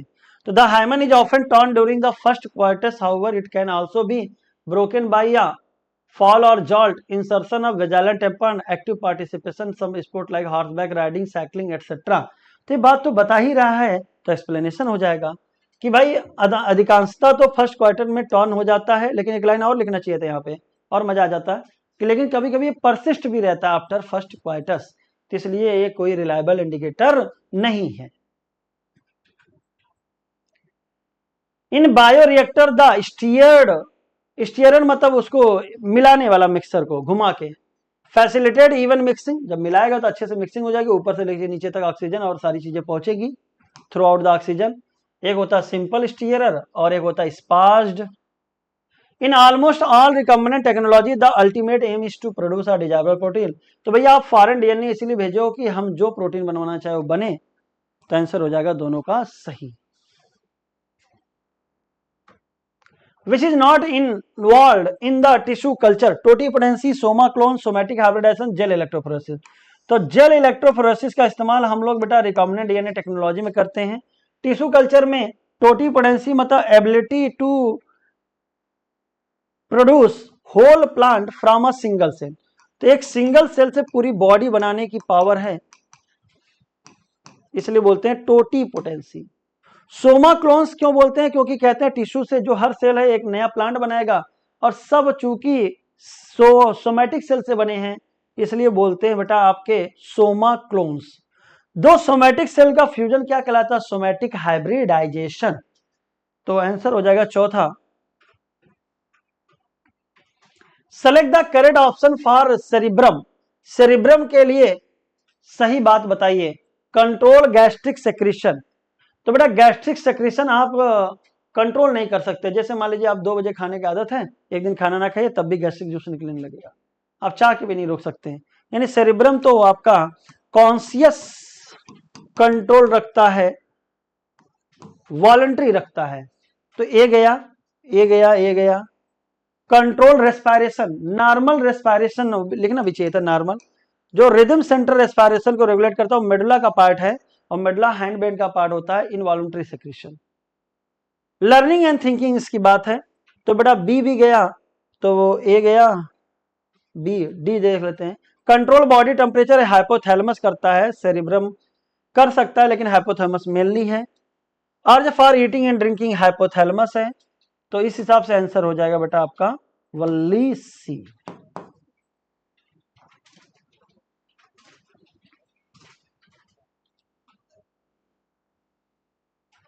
थेरेप्सिड एंड पैलिकोसोरस आर एक्सटिंक्ट एनिमल, तो थेरेप्सिड पैलिकोसोरस ये बेटा आपका जब पढ़ेंगे चार्ट दिया गया होगा जहां पे सौरोप्सिडा, सिनेप्सिडा, वो वाला चार्ट पढ़िएगा तो वहां मिलेगा। अरे एक्सटिंक्ट एनिमल है, यही ग्रुप से आगे चल के मैमेलिया बना है। तो थेरेप्सिड, पैलिकोसोरस, सिनेप्सिडा, थेरेप्सिडा, पैलिकोसोरस, स्टीगोसोरस, और ये सब आगे चल के मैमल में बन जाएंगे, और ये एक्सटिंक्ट मैमल में आते हैं। और जो सौरोप्सिडा ग्रुप था वहीं से बेटा आपका रेप्टाइल निकला और बर्ड निकला, और dinosaur 65 million year ago extinct हो गए। प्री हिस्टोरिक के बाद बेटा 18,000 साल पहले आई थी, एग्रीकल्चर आया था 10,000 साल पहले, तो 165 का आंसर हो जाएगा फोर्थ।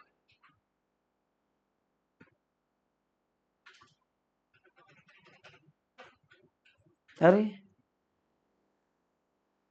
165 लिख लो यार मैमल लिखा है, एक्सटिंक्ट रेप्टाइल होगा, मैमल इससे आया है।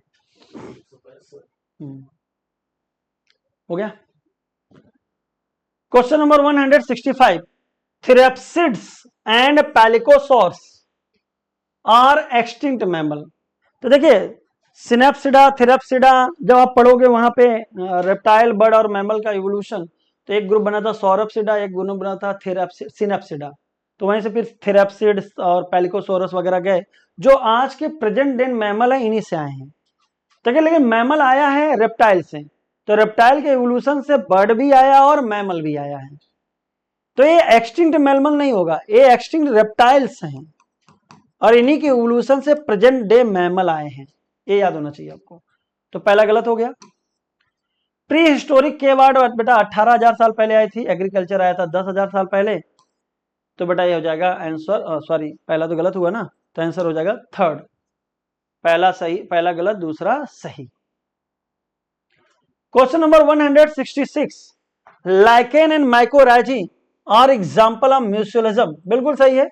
एल्गी और फंजाई के एसोसिएशन को बोलते हैं लाइकेन, जिसमें एल्गी खाना बनाती है और फंजाई शेल्टर देती है और साथ ही साथ वाटर और मिनरल को एब्जॉर्ब करती है।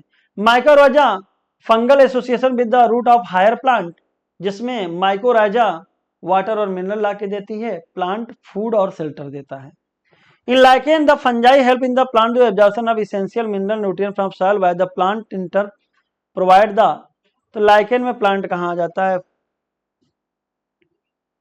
In lichen, the fungi help the plant in absorption of essential nutrient from the soil while the plant in turn provide the fungi with energy yielding carbohydrate। तो चलिए अगर हम एल्गी ना लिख के प्लांट लिखें तो क्या चल सकता है? Yes, algae the part of plant kingdom, तो ये चल जाएगा। चलो फिर से कर देते हैं, लिख दो 160 166 भी। ठीक है। Question number 166, lichen and mycorrhiza are example of mutualism. तो सही बेटा, लाइकेन और माइकोराइजा म्यूचुअलिस्टिक है, प्लस प्लस होता, दोनों एक दूसरे के सहयोगी होते हैं। लाइकेन में एल्गी और फंजाई, माइकोराइजा में fungi with root of higher plant. Lichen में फंजाई प्लांट को एब्जॉर्प्शन करती है न्यूट्रिएंट वाटर, और इस टर्म में प्लांट जो होती है यानी एल्गी जो होती है वो फंजाई को एनर्जी यील्डिंग कार्बोहाइड्रेट देता है। तो ये सही हो जाएगा। कई लोग प्लांट से कंफ्यूज हो सकते हैं, तो कंफ्यूज मत होइएगा, एल्गी भी प्लांट ही है, कोई सारे प्लांटी ग्रुप के मेंबर है, एल्गी, ब्रायो, टेडो, जिम्नो, एंजियो। ठीक है ना। तो आंसर हो जाएगा बेटा आपका 4th। Select the disease that are caused by pathogen.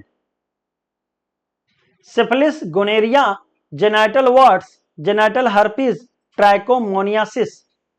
Pathogenic disease तो मतलब कोई वायरस, बैक्टीरिया, फंजाई, निमेटोडा करें। तो सिफिलिस बेटा ट्रिपोनेमा पैलिडम पैथोजेनिक है। Gonorrhoea, Neisseria gonorrhoeae, genital warts, human papilloma virus, genital herpes, herpes simplex virus, trichomoniasis, Trichomonas. तो बेटा ABCDE सारे कैसे हो गए? पैथोजेनिक बीमारियां। अब इनमें से कुछ सेक्सुअली ट्रांसमिटेड हैं, आपके सारे सेक्सुअली ट्रांसमिटेड की कैटेगरी में भी हैं। तो 167 का आंसर हो जाएगा 3rd। Who proposed that something was being stably passed down unchanged from parent to offspring through the gamete over successive generation? किसने बताया था कि जो स्टेबली कुछ है? तो भैया आपके मेंडल चचा थे, कि मेंडल बोलते थे कि कुछ तो गया, कुछ तो गया। जो स्टेबली गया, क्या गया? फैक्टर गया। कहां फैक्टर है नहीं बता पाए।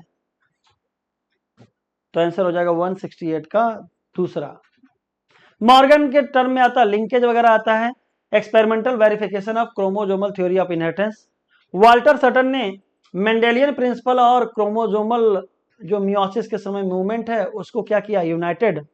लमार्किज्म आपका डार्विन से रिलेटेड है। डार्विन आप बताते थे कि वेरिएशन आदि आई कंटिन्यूअस वेरिएशन और नेचुरल सिलेक्शन, और लैमार्क बताते थे use and disuse of organ. Capital R red flower, small R white flower, capital R small R pink flower. ये तो हो गया इनकम्प्लीट डोमिनेंस। अब एक क्रॉस किया गया है, देखिए यहाँ पे कैपिटल आर है तो सारे तो रेडी होंगे, लेकिन बेटा यहाँ पे स्मॉल आर इनकम्प्लीट डोमिनेंस का केस है। तो यहाँ पे capital R is to capital R small R 2:2 यानी 1:1 के रेशियो में आएगा। क्रॉस करके देख लिया, यहाँ पे दो प्रकार का गैमेट बनेगा, एक कैपिटल आर और एक स्मॉल आर, यानी रेड और पिंक 50-50। अगर ये डोमिनेंस वाला रूल होता तो 100% रेड होते हैं। तो the percentage of pink flower of 50 सही है, the percentage of red flower of 50, white होंगे ही नहीं, व्हाइट 0 सही हो जाएगा। तो ABD आंसर हो गया 2nd। जिनको ना समझ में आया वो क्रॉस कर लेंगे भैया ऐसे करके। तो capital R small R, capital R, तो ये हो गया कैपिटल आर स्मॉल आर। ये दोनों डोमिनेंट हैं, तो होमोजाइगस डोमिनेंट यहाँ पे रेड कलर और हेटेरोजाइगस डोमिनेंट यहाँ पे पिंक कलर, क्योंकि ये इनकम्प्लीट डोमिनेंस का केस है। तो 169 का आंसर हो जाएगा 2nd। In Mendel dihybrid experiment which genotype so recombinant phenotype. Recombinant phenotype parental से हट के होना चाहिए। पेरेंटल दोनों होमोजाइगस रिसेसिव होने चाहिए और दोनों होमोजाइगस क्या होने चाहिए, डोमिनेंट। ये पेरेंटल कॉम्बिनेशन है।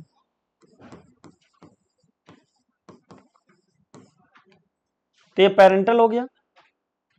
ये आपका रिकॉम्बिनेंट, रिकॉम्बिनेंट, रिकॉम्बिनेंट, रिकॉम्बिनेंट।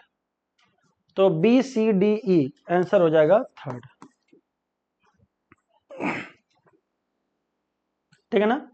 तो पेरेंटल कॉम्बिनेशन हमेशा याद कर लीजिएगा, प्योर होमोजाइगस रिसेसिव और प्योर होमोजाइगस डोमिनेंट, ये पेरेंटल कॉम्बिनेशन होते हैं। और उसके अलावा डोमिनेंट रिसेसिव का कॉम्बिनेशन वो कैसा हो जाएगा बेटा, आपका नया, यानी रिकॉम्बिनेंट। तो ये डिस्कशन है बेटा 170 तक। अब इसके आगे आपको विक्रम सर कराएंगे। उम्मीद करते हैं आपने अच्छे से सोल्यूशन देखा होगा। और बेटा याद रखिएगा, एफआलटी का आप एक याद रखिएगा कि गलतियां जितनी हो उसको मिनिमाइज करते जाइए। उसके जो भी आपके छोटे छोटे सिली पॉइंट्स हैं, सिली मिस्टेक्स हैं, या टॉपिक्स ऐसे हैं जो आपको लैग कर रहा है, हमेशा दुख दे रहा है, उसको कंप्लीट करिए। मिलिए, जरूर कुछ ना कुछ आपको सोल्यूशन बताया जाएगा। Thank you so much, bye bye, take care. Hello बच्चों, न्यू लाइट के यूट्यूब चैनल पर आप सभी का स्वागत है प्यारे बच्चों। और मैं विक्रम चक्रवर्ती आज आपके समक्ष लेकर के हाजिर हुआ हूं all India full syllabus test के 24वें पेपर का पेपर डिस्कशन, जो कि 28 नवंबर 2024 को हमारे इंस्टीट्यूट की तरफ से ऑनलाइन ऑफलाइन मोड दोनों पेपर हुआ। पेपर काफी बढ़िया था, आप सबने बढ़ चढ़ के हिस्सा लिया, इसके लिए आप सभी को बहुत धन्यवाद। और सबसे पहले पेपर को डिस्कस करने हमारे सीनियर साथी doctor Manish sir, doctor Shailendra sir को बहुत धन्यवाद देना चाहेंगे, जिन्होंने पेपर का 101 से लेकर 170 तक की जर्नी आपके साथ की। अब आप लोग क्वेश्चन नंबर 171 से लेकर 200 तक की जर्नी आप लोग मेरे साथ करेंगे। सबसे पहला क्वेश्चन आपके सामने है कि TH. Morgan worked upon which type of organism. आपको याद हो कि जब जेनेटिक्स के अलग अलग एक्सपेरिमेंट हो रहे थे, अलग अलग एक्सपेरिमेंट जिसमें सटन और बावेरी ने क्रोमोसोमल थ्योरी ऑफ इनहेरिटेंस दिया, तो ये साइंटिस्ट का इन्होंने ये काम किया, इन्होंने एक्सपेरिमेंटली वेरीफाई करना चाहा कि क्या जितनी बातें मेंडल ने, सटन, बावेरी ने बोली है वो सही है कि नहीं। और इन्होंने जिस ऑर्गेनिज्म को लेकर के ये काम किया वो था ड्रोसोफिला। ड्रोसोफिला, और इतना तो आपको पता है ड्रोसोफिला डायोसियस है, मेल इसमें फीमेल बड़ी है, मेल जो है इसमें छोटा है, आपकी किताब में डायग्राम बना है। और आपको पता है कि ड्रोसोफिला जो है एक प्रकार की मक्खी है, दैट इज ये इंसेक्ट है, और इंसेक्ट ना कह के आप आर्थ्रोपोड्स भी कह सकते हैं। ठीक, तो इन्होंने जब इस पे एक्सपेरिमेंट किया बच्चों, तो इन्होंने देखा कि जो रेशियो 9331 का मेंडल ने दिया था डायहेब्रिड एक्सपेरिमेंट के लिए, क्योंकि इन्होंने इसकी बॉडी का कलर और बॉडी का पंखों का कलर लिया था, ठीक है, बॉडी का कलर और आंखों का कलर लेकर के इन्होंने क्रॉस कराया 2 कैरेक्टर। तो जो रेशियो मिलना था 9331 में वो मिलना चाहिए था, लेकिन ऐसा हुआ नहीं। इन्होंने देखा कि पेरेंटल कैरेक्टर की संख्या रिकमेंडेड कंपेयर में ज्यादा हो गई, तो इनको लगा यार जीन का कुछ नया बिहेवियर है, और इसी जीन के बिहेवियर को इन्होंने लिंकेज का नाम दिया था, that is physical association of gene.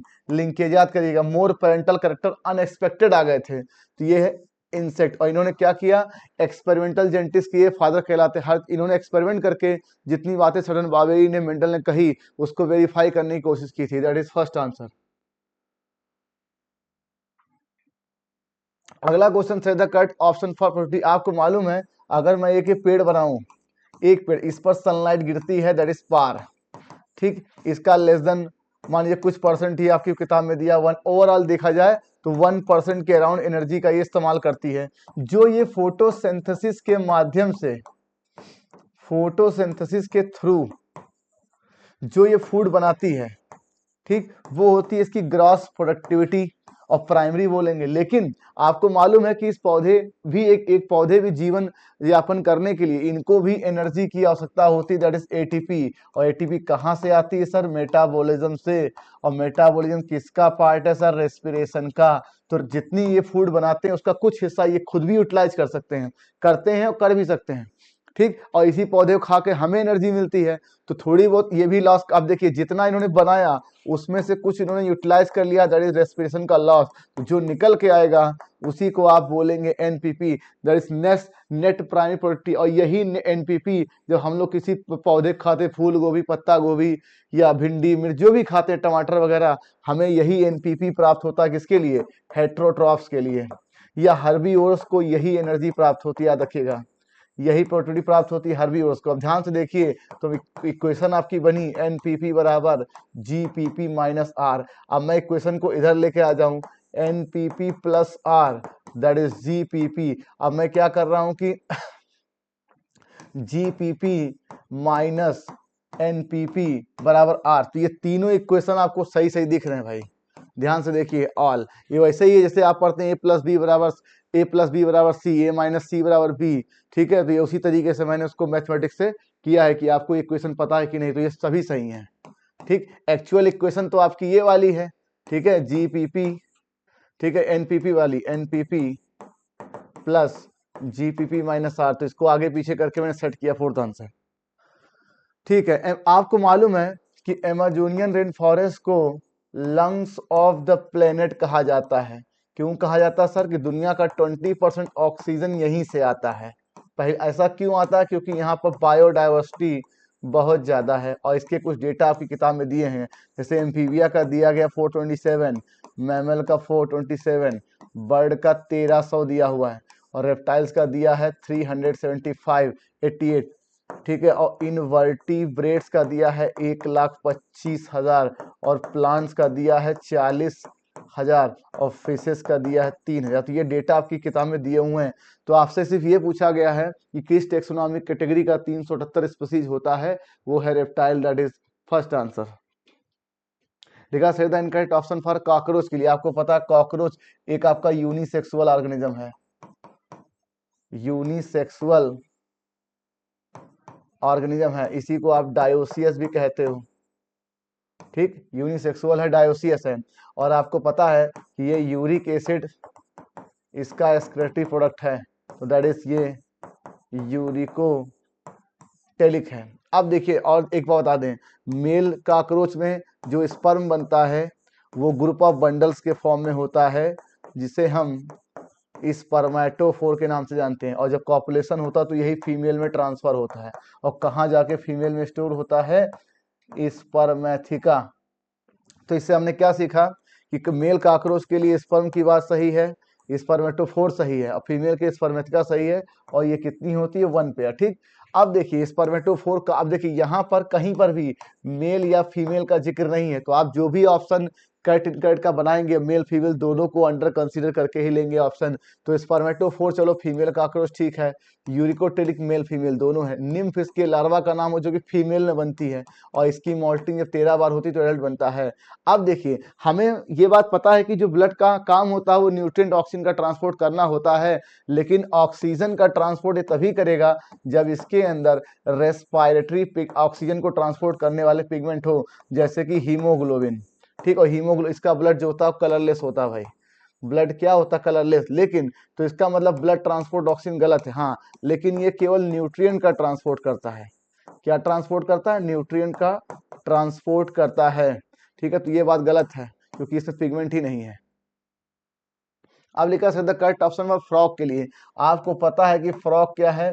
एक प्रकार का कार्डेटा का मेंबर है, और कार्डेटा है सर तो ये क्या है? ये एम्फीबिया का मेंबर है, ठीक। इतना आपको पता है। हमें मालूम है कि ह्यूमन में मैच्योर होने पर आरबीसी में सारे सेल ऑर्गेनल खत्म हो जाते हैं, न्यूक्लियस भी खत्म हो जाता है, ठीक। मैमल में इसको बोलते हैं इन्यूक्लियट, लेकिन फ्रॉग में होती है, तो ये तो गलत है भाई। और फ्रॉग क्या है? यूरियोटेलिक है, क्योंकि ये मीडियम वाटर में जीने वाला है। हाँ, इसका लार्वा मोनोटेलिक होता है। सेक्सुअल डायमॉर्फिज्म का मतलब ये बच्चों कि किसी मॉर्फोलॉजिकल कैरेक्टर के आधार पर मेल और फीमेल को आप डिस्टिंग्विश कर सकें, जैसे हम लोगों में पेनिस के आधार पे और वेजाइना के आधार पे कह सकते हैं, या कुछ और एक्सटर्नल जेनेटिलिया जो होती है मेल फीमेल उसके आधार पे हम डिफ्रेंशिएट कर सकते हैं। वैसे ही आप अगर मेल की बात करेंगे तो इसमें कॉपुलेटरी पैड होता है और वोकल सैक होता है, जिससे हम मेल फीमेल को आइडेंटिफाई कर सकते हैं। इसे सेक्सुअल डायमॉर्फिज्म कहते हैं, बिल्कुल सही है। और कॉकरोच में भी सेक्सुअल डायमॉर्फिज्म होती है, मेल में एनल स्टाइल होता है, फीमेल में नहीं होता है, ठीक है, थर्ड आंसर। और ह्यूमन में भी होती है सेक्सुअल डायमॉर्फिज्म। अब लिखा है से द इनकरेक्ट मैच, आपको मार्क केमिस्ट्री में आप पढ़ते हैं कि अगर कार्बन की लीनियर चेन ऐसे बनती चली जाए तो भाई साहब सिंगल वाले को तो आप बोलोगे सैचुरेटेड, ठीक है। और अगर इनके बीच में सी डबल बॉन्ड आ जाए या सी ट्रिपल बॉन्ड आ जाए तो इनको आप बोलेंगे अनसैचुरेटेड। तो भाई इसका मतलब अगर सर लिखा है तो विदाउट डबल बॉन्ड, बिल्कुल ठीक। यहाँ ट्रिपल बॉन्ड भी हो सकता था, अनसैचुरेटेड डबल बॉन्ड 1 और एक से ज्यादा डबल बॉन्ड, बिल्कुल ठीक है। आपको बताया गया था कि डीएनए आरएनए जो होते हैं एक प्रकार के न्यूक्लिक एसिड होते हैं। क्या होते हैं? डीएनए या आरएनए एक प्रकार के न्यूक्लिक एसिड हैं, ये पॉलीमर हैं। और सर पॉलीमर कैसे बनते हैं? मोनोमर से, और इसके मोनोमर का नाम क्या है? न्यूक्लियोटाइड। ठीक, और न्यूक्लियोटाइड किससे बनता है? Nucleoside plus phosphoric acid. ठीक है, न्यूक्लियोटाइड प्लस फॉस्फोरिक एसिड। और ये कैसे बनता है सर? ये बनता है नाइट्रोजन बेस और प्लस राइबोज या डीऑक्सीराइबोज शुगर। तो जितने भी न्यूक्लियोटाइड होते हैं उनके नाम के आगे जो होता है इलिक एसिड लगता है, जैसे guanylic acid, adenylic acid, thymidylic acid, cytidylic acid. समझ गए? Adenylic acid. तो जो ये लिखा ग्वानाइलिक एसिड, ये न्यूक्लियोसाइड नहीं, ये न्यूक्लियोटाइड है। आप याद करिए नाम जो लिखा है। और जो न्यूक्लियोसाइड होता है उसमें एडेनोसिन, गुआनोसिन, साइटिडिन, थाइमिडिन, यूरिडिन लिखा जाता है। तो भाई ये मुझे गलत दिख रहा है। ग्लिसरॉल आपको पता है CH2OH, CHOH और CH2OH। आपको 1 2 3 कार्बन दिख रहा है। और जब आप ग्लाइसिन का स्ट्रक्चर बनाते हैं बच्चों, ये एक एमिनो एसिड है, तो देखिए COOH H। अब ध्यान से देखिए, इसमें मुझे 2 कार्बन दिख रहे हैं, इसमें 3 कार्बन दिख रहे हैं। इसका मतलब ग्लिसरॉल में कार्बन एटम ग्लाइसिन से ज्यादा है। बिल्कुल सही है। क्या आंसर आ गया? Third answer. लिखा, आपको बताया गया था कि जब आप होलो एंजाइम की बात करते हो, होलो एंजाइम, तो इसमें एक तो प्रोटीन पार्ट हो जाएगा एपो एंजाइम, और दूसरा होगा नॉन प्रोटीन पार्ट कोफैक्टर, जो इसके एक्टिव साइट को मेंटेन करता है। ये 3 प्रकार के फर्दर होते हैं। Coenzyme, prosthetic group, metal ion. Coenzyme prosthetic group organic compound है, जैसे कि NAD NADP कोएंजाइम है, FADFN कोएंजाइम है। और हिम ग्रुप जो होता है प्रोस्टेज एंजाइम में, ये आपका प्रोस्थेटिक ग्रुप होता है। तो NAD NADP ये दोनों ऑर्गेनिक कंपाउंड हो गए। हिम ग्रुप इन प्रोस्टेज, ये क्या इनऑर्गेनिक नहीं है भाई, ये ऑर्गेनिक है। फर्क सिर्फ इतना है कि प्रोस्थेटिक ग्रुप का इससे टाइटली बाउंड होता है और कोएंजाइम लूजली बाउंड होता है। आपको ये बताया गया था कि प्लांट में जो होती है, प्लांट में अगर हम बात करें, प्लांट का जो सेल वॉल है वो सेलुलोजिक है। और इतना तो आपको पता है कि सेलुलोज एक पॉलीमर है, और पॉलीमर में भी क्या, ये पॉलीसेकेराइड है, जाहिर सी बात है कार्बोहाइड्रेट है। और फंजाई का जो बनता है वो काइटिन अथवा पॉलीसेकेराइड से। काइटिन खुद एक पॉलीसेकेराइड है, ये आपको पता, कार्बोहाइड्रेट है। तो भाई जाहिर सी बात है ये भी सही है। तो इसका मतलब थर्ड आंसर। फिर लिखा एक्टिव ट्रांसपोर्ट। आपको पता है कि जहां पर भी एक्टिव ट्रांसपोर्ट लिखेंगे वहां पर सपोज ये कोई बैरियर है, तो आप यहाँ लो कंसंट्रेशन होगी, लो से हाई भेज देंगे, लो से हाई, तो यहाँ पर ADP का एक्सपेंडिचर होगा। बिल्कुल ठीक। पैरोक्सीसोम, आपको बताया गया था कि हमारा सेल खुद एक मेम्ब्रेन सिस्टम है, इसके अंदर कई चीजें सेल ऑर्गेनल काम करते हैं। अब इस मेम्ब्रेन के अंदर भी कुछ मेम्ब्रेन बॉन्ड ऑर्गेनल आपस में फंक्शनली कोऑर्डिनेट कर जाएं, तो इनको बोला जाता है एंडो मेम्ब्रेन सिस्टम। क्या बोलते हैं? Endo membrane system. इसमें आते हैं एंडोप्लाज्मिक रेटिकुलम, गोल्गी कॉम्प्लेक्स और आपका लाइसोसोम, ठीक, वैक्यूल। तो पैरोक्सिसोम तो इसमें है नहीं, इसलिए गलत हो गया। ऑस्मोसिस होता है वाटर का diffusion along the semi, around किससे? सेमिपल मेम्ब्रेन के। और ये कहा गया था जब आप सेल मेम्ब्रेन पढ़ रहे थे बच्चों, तो हमारे सेल में cell to cell, membrane to membrane जो होती है वो लिपिड और प्रोटीन का रेशियो वेरी करता है। अगर हमने ह्यूमन एरिथ्रोसाइट या हम RBC की ही बात करें, तो इसमें 52% प्रोटीन है और अराउंड 40% क्या दिया गया? लिपिड दिया गया है। ठीक, तो ये सेंटेंस सही है। और ये रेशियो जो होता है परसेंटेज, ये वेरी करता है भाई। ठीक है, सेकेंड आंसर। अब लिखा शेयर द इनकर्ड मैच। कुछ नहीं, जब आपसे बताया गया है कि 2 चैम्बर हार्ट में 1 ऑरिकल 1 वेंट्रिकल, और 3 वाले में क्या होगा? 2 ऑरिकल 1 वेंट्रिकल, 4 वाले में 2 ऑरिकल 2 वेंट्रिकल। अब देखिए 2 चैम्बर होते हैं किसमें?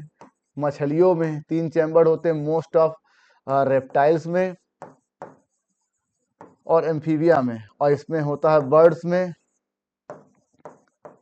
और मैमल्स में। ठीक, तो इसका फिशेस में 1 ऑरिकल 1 वेंट्रिकल, ठीक दिख रहा है। एम्फीबियंस में 1 वेंट्रिकल, ये भी ठीक है। लेकिन क्रोकोडाइल जो है एक्सेप्शनली 4 चैम्बर्ड वाला रेप्टाइल है, तो इसमें भी 2 ऑरिकल 2 वेंट्रिकल होगा, तो ये गलत है। मैमल्स में 2 वेंट्रिकल होंगे, और यहाँ पर हम 2 ऑरिकल भी लिख सकते हैं। तो क्या आंसर आ गया? थर्ड। फिर लिखा है ल्यूकोसाइट। आपको बताया गया था अगर हम पूरे ब्लड की बात करें, ब्लड, तो इसमें 3 चीजें बताई गई शुरू में। क्या चीज? स्टार्टिंग में ब्लड में 2, प्लाज्मा और फॉर्म्ड एलिमेंट। फॉर्म्ड एलिमेंट 3, पहला एरिथ्रोसाइट, ल्यूकोसाइट और प्लेटलेट्स। और जो एरिथ्रोसाइट होता है मैच्योर होने पर ई न्यूक्लिएट हो जाता है, और जो डब्ल्यूबीसी क्या होती है? न्यूक्लिएट होती है। डब्ल्यूबीसी का लाइफ स्पैन 1 हफ्ते के आसपास होता है। इसका अमाउंट लगभग 6000 से 8000 पर मिलीमीटर क्यूब होता है, ये बात तो हमें पता है। तो इसका न्यूक्लियस एब्सेंट, तो ये तो पहले गलत है। और ये 60,000 से 80,000 नहीं होगा भाई, ये 6000 से 8000, तो ये भी गलत है। और ये कहा गया कि अगर हम पूरे डब्ल्यूबीसी को 2 पार्ट में डिवाइड करेंगे, पहला ग्रेनुलोसाइट, दूसरा एग्रेनुलोसाइट। एग्रेनुलोसाइट में मोनोसाइट, लिम्फोसाइट, ग्रेनुलोसाइट में इओसिनोफिल, बेसोफिल, न्यूट्रोफिल। और इसके बाद भी जब इनके कंसंट्रेशन अमाउंट की बात करेंगे, अगर 100% डब्ल्यूबीसी की बात करें, ठीक है, 100% डब्ल्यूबीसी की, तो इसमें क्या होगा? सबसे ज्यादा होगा न्यूट्रोफिल 60 से 65%, उसके बाद लिम्फोसाइट 20 से 25%, उसमें मोनोसाइट 6 to 8%, फिर इओसिनोफिल होगा 2 to 3%, बेसोफिल 0.5 to 1%। इसका मतलब ये डेटा गलत है, ये आपके इओसिनोफिल के लिए। और मैंने नहीं बताया कि लिम्फोसाइट, मोनोसाइट, एग्रेनुलोसाइट होते हैं, तो मुझे यही सेंटेंस गलत दिख रहा है। दैट इज 180 का थर्ड आंसर। अब देखते हैं बच्चों, आइए देखते हैं क्वेश्चन नंबर 181। आपके सामने A and B are 2 types of gene, they are locate upon. ये क्वेश्चन आपकी बुक में जो ड्रोसोफिला के क्रोमोसोम का आपका दिखाया गया डायग्राम, उसी पे को बेस मान कर मैंने सवाल की फ्रेमिंग की। आपको ये मालूम था कि सपोज दैट ये क्रोमोसोम है, इस पर ये जीन 2 पास पास हैं, थोड़ा और दूर हुए, थोड़ा और दूर हुए। ये कहा गया था जीन जितना पास होगा उनके लिंक्ड रहने की प्रोबेबिलिटी, लिंक्ड जीन होने की टेंडेंसी ज़्यादा होगी, ठीक। और इसीलिए कहा गया था कि linkage is inversely proportional to distance between 2 gene. और इसी को आप डायरेक्टली प्रोपोर्शनल टू मान लीजिए, अगर हम distance between 2 gene directly proportional to percentage of recombination. अब सिंपल सी बात है, 2 जीन अगर पास पास होंगे तो उनके बीच लिंकेज ज़्यादा होगा, रिकॉम्बिनेशन कम। और जैसे जैसे हम दूरी बढ़ाते जाएंगे, इनमें परसेंटेज ऑफ रिकॉम्बिनेशन बढ़ता जाएगा और लिंकेज घटता जाएगा। तो अगर आपको ऑर्डर निकालने के लिए पूछा जाता, मान लीजिए भविष्य में आपको क्वेश्चन मिला, इनके ऑर्डर निकालिए, लिंकेज का बढ़ता हुआ क्रम, लिंकेज का घटता हुआ क्रम, परसेंटेज ऑफ रिकॉम्बिनेशन का बढ़ता हुआ क्रम, परसेंटेज ऑफ घटता हुआ क्रम, क्योंकि पेपर बनाने वाला मैं ही हूँ, आपको हर तरीका, हर नज़रिया नीट एग्जाम 2025 से आपको दे के जाऊँगा। ये बात समझिए, क्योंकि मैंने ठान लिया है। अब देखिए, कुछ नहीं आपको दिख रहा है सबसे, अगर मैं लिंकेज की बात करूँ, सबसे डब्ल्यू में, उसके बाद एक्स में, और उसके बाद वाई में, और उसके बाद जेड में, ठीक। और मुझे पता है कि लिंकेज जो है वो इनवर्सली प्रोपोर्शनल है रिकॉम्बिनेशन के, जो ऑर्डर इनका उसका है, तो ऐसे ही यही घटता बढ़ता हुआ क्रम हो जाएगा, डब्ल्यू, एक्स, वाई और जेड। ये क्या है? परसेंटेज ऑफ रिकॉम्बिनेशन, ठीक। तो सबसे ज़्यादा किसमें हो जाएगा? जेड में। That is 4th answer. तो ये एप्लीकेशन था, जो डायग्राम आपकी किताब बना ड्रोसोफिला का, मैंने उसी को आधार बना के, मतलब ऑर्डर भी पूछा जा सकता है कि लिंकेज का बढ़ते हुए क्रम का ऑर्डर बताइए, तो सबसे ज़्यादा सबसे कम जेड में, वाई में, एक्स में, फिर डब्ल्यू में। और परसेंटेज ऑफ रिकॉम्बिनेशन का पूछेंगे डब्ल्यू, एक्स, वाई, जेड। लेकिन आपसे पूछा गया मैक्सिमम जेड में और मिनिमम कितने होगा? डब्ल्यू में। 4th answer. अब देखिए, इफ वन, ये क्वेश्चन एक प्रकार से एप्लीकेशन है। अब तक आप पढ़ते आए कि आपको कोई डीएनए का स्ट्रैंड दे दिया जाता था, डीएनए का स्ट्रैंड, और आपसे कहते थे कि ट्रांसक्रिप्शन के बाद आप इसके एमआरएनए को बताइए। तो अगर आपको 5-3- दिया जाता था, लेट अस सपोज कोई ATCCG, तो आप इसका एमआरएनए बनाने की जहाँ जहाँ टी, वहाँ यू लगा देते थे और आपका बन जाता था। लेकिन ये क्वेश्चन ये नहीं है। ये क्वेश्चन पूछा गया है कि डीएनए के 2 स्ट्रैंड, आपको पता है कि अगर एक 5-3- है तो दूसरा तो 3-5- ही होगा, ठीक। एक 5-3- है, दूसरा 3-5- होगा। और एक स्ट्रैंड अगर मुझे ऐसा दिख रहा है, AGGCCCTTAT, तो मैं इसका कॉम्प्लीमेंट बनाऊंगा, तो मुझे पहले T दिखेगा, फिर C, फिर C, फिर GGG, और उसके बाद ATA। अब कमाल की बात, आपको केवल बेस नहीं याद रखना था, आपको ये भी याद रखना था कि इनकी पोलैरिटी भी कॉम्प्लीमेंट होनी चाहिए। अब देखिए ध्यान से, यहाँ पर 5-3- है, तो जो इसका कॉम्प्लीमेंट बनेगा कुछ इस प्रकार से बनेगा। तो भैया TCCGGAT मुझे दिख रहा है, तो यही मेरा आंसर है। मेरा आंसर ये नहीं है, भले इन दोनों में बेस पेयर सेम हो तो क्या, क्योंकि इसमें पोलैरिटी का कॉम्प्लीमेंट्री रूल नहीं फॉलो हो रहा है। DNA डबल हेलिक्स होता है और DNA कॉम्प्लीमेंट्री होता है भाई, एंटी पैरेलल होता, तो उस रूल को फॉलो करना केवल बेस देख करके। और इसमें mRNA नहीं बनाया गया, अगर mRNA बनाया गया होता तो देखिए A के सामने U, मैंने mRNA भी बना के रखा हुआ है ताकि आपसे गलतियां करवा लूँ, ठीक है। तो इसीलिए इसका आंसर थर्ड है। आपको पोलैरिटी मेंटेन करनी थी, बेस याद करने थे, एक स्टैंड दिया गया, दूसरा स्टैंड DNA का पूछा गया था, ये क्वेश्चन वो नहीं था। हालांकि मैंने mRNA भी दिया है, अगर हम कॉम्प्लीमेंट बनाएंगे mRNA के हिसाब से तो देखिए AUCCGGA और A और फिर आएगा UA। अब देखिए मैंने mRNA बना के आपको दिया है ताकि आपसे गलतियां करवा लूँ।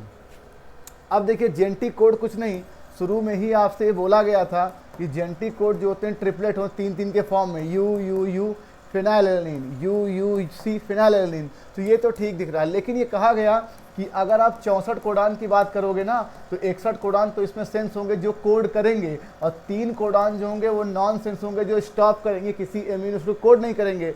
इनका नाम आपको पता UAA, UAG और UGA होता है। तो मुझे ये सेंटेंस गलत दिख रहा है और मुझे ये भी गलत दिख रहा, क्यों? 61 तो ठीक है सर, लेकिन यहाँ पर इसको 3 हो, जिस ट्रांसफर कोडान थोड़ी होता है। तो पहला आंसर फर्स्ट।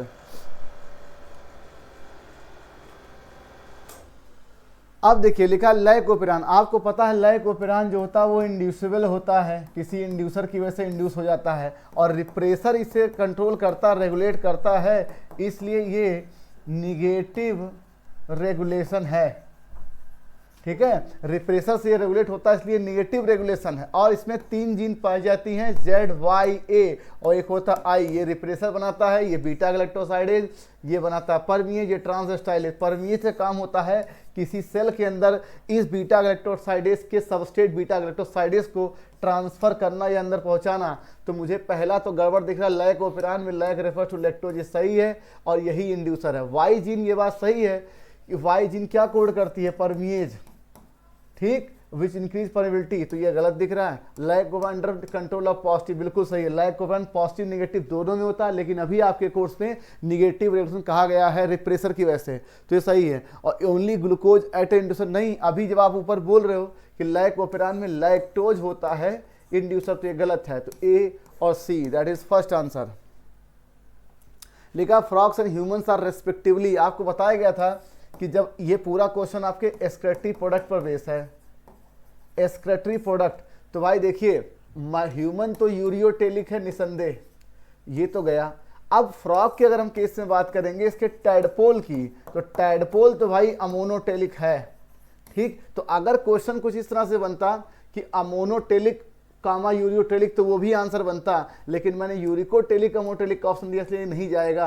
अमोनोटेलिक फ्रॉग मान सकते हैं इसके लार्वा के अकॉर्डिंग, लेकिन ह्यूमन नहीं जाएगा, और यूरिकोटेलिक तो है नहीं, इसलिए हमारा आंसर सेकंड जाएगा। ये बात याद रखिए, फ्रॉग का जो टैडपोल लार्वा होता है पानी में डेवलप होता है, ये बताता है कि इसकी एक्वेटिक एंसेस्ट्री है, तो वो क्या होता है? अमोटेलिक होता है, इसमें गिल से करता है रेस्पिरेशन, सेकेंड आंसर। लिखा which are the involve elimination, हमको ये बताया गया बच्चों क्लास किताब में, किताब के आखिरी पन्ने पर, कि किडनी तो हम मान लेते हैं कि यूरिया हमारे शरीर से बाहर निकालती है और ये मेजर एक्सक्रीटरी आर्गन है, लेकिन इसके अलावा 3 और भी आपके excretory, liver, lungs, skin. Skin में सीवेसियस ग्लैंड होता है जो सीबम निकालती है, स्टेरॉल, वैक्स और हाइड्रोकार्बन बाहर जाते हैं शरीर से। और जो आपका स्वीट ग्लैंड होती है, जो पसीना हम बोलते हैं, उस पसीने के माध्यम से NaCl का एक सॉल्ट है और लैक्टिक एसिड है और स्मॉल अमाउंट ऑफ यूरिया भी निकलता है, मतलब ये भी आपके वेस्ट प्रोडक्ट को शरीर से बाहर निकालने में इन्वॉल्व है। और लंग से आपका CO2 निकलता है जो कि यूनिवर्सल वेस्ट प्रोडक्ट है। तो किडनी तो था ही, स्किन और लंग्स भी शामिल है, इसके अलावा लीवर भी आपकी बुक में दिया है। इसीलिए एक आपका असर्शन क्वेश्चन बनता है कि हमारे शरीर में केवल किडनी ही केवल एक्सक्रीटरी आर्गन की तरह काम नहीं करती, इसके अलावा बहुत सारे और भी होते हैं जो एक्सक्रीटरी आर्गन की तरह काम करते हैं, फोर्थ आंसर, ठीक है। Select the incorrect match. अब देखिए आपको मालूम है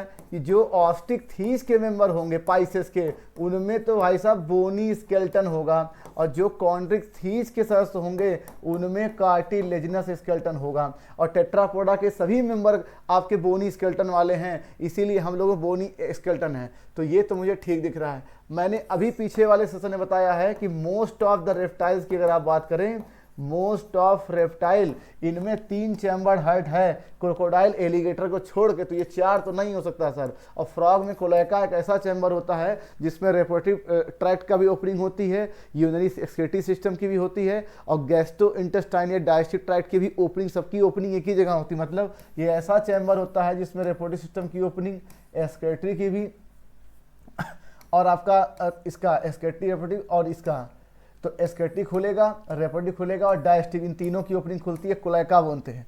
अब आपको पैरेट में न्यूमेटिक बोन पाया जाता है जो उसके फ्लाइटिंग में हेल्प करता है, तो मुझे सेकेंड आंसर दिख रहा है। फिर लिखा हॉर्स टेल एंड फर्स, आपको पता हॉर्स टेल फर्स ये टेरिडोफाइट की टाइप है। किसकी टाइप है? टेरिडोफाइट्स, तो ये तो गड़बड़ है। अब देखिए वैस्कुलर टिश्यू की सबसे पहले शुरुआत जो हुई टेरिडोफाइट से हुई, और वो भी जाइलम में किसकी? ट्रैकिड से। तो इन्हीं को आप बोलते हो ट्रैकियोफाइट, टेरिडोफाइट, जिम्नोफेरेंजियोफाइट। लेकिन जब आप ट्रैकिन एलिमेंट की बात करेंगे तो उसमें ट्रैकिड वेसल्स दोनों आएगा, तो ठीक। और एडियंटम को आप वॉकिंग फर्न के नाम से जानते हैं, ये फर्न है, तो ये तो सही है। स्फेगनम आपकी किताब में डायग्राम बना, उस पर एंथीडियल ब्रांच, आर्चिगोनियल ब्रांच दोनों दिया। एक ही पौधे पर एंथीडिया आर्चिगोनिया पाए जाना, उसके मोनोसियस बाइसेक्सुअल की पहचान है, तो ये यूनिसेक्सुअल कभी नहीं हो सकता। और क्लोरोफाइसी में आपको पता है कि 2 to 8 इक्वल फ्लैजिला होते हैं भाई, ठीक। और 2 अनइक्वल फ्लैजिला लेटरल पे होंगे, तो ये फियोफाइसी का करेक्टर है। आप उस चार्ट को ध्यान से देखें क्या लिखा है बुक में, फियोफाइसी, तो मुझे ये भी गलत दिख रहा है, तो क्या सही दिख रहा है? Second answer.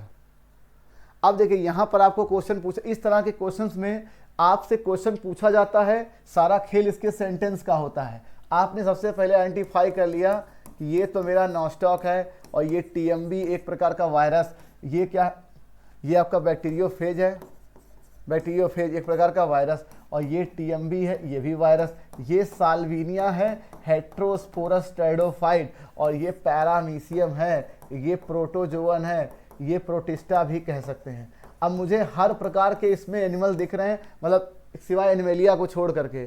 अब मुझे करना क्या है कि किस प्रकार से मेरा सेंटेंस बना हुआ है। जैसे पूछा गया ऑटोट्रॉपिक, तो ये तो पक्का है, ये पक्का है कि फंजाई पहले मैदान से बाहर और एनिमेलिया पहले मैदान से बाहर। वायरस तो जीव ही नहीं है, ऑर्गेनिज्म नहीं, ये भी गया, ठीक। अब बचे ये 2 4। आपको मालूम था कि प्रोटोजोवन जो होते हैं एनिमल्स के प्रिमिटिव रिलेटर होते हैं, एंसेस्टर होते हैं, और ये पूरे के पूरे टोटली हेट्रोट्रॉपिक होते हैं, तो ये भी मैदान से बाहर। मतलब 6 में से 3 तो पहले गए, तो इसका मतलब आपका 5 आंसर नहीं होगा, 4 आंसर नहीं होगा।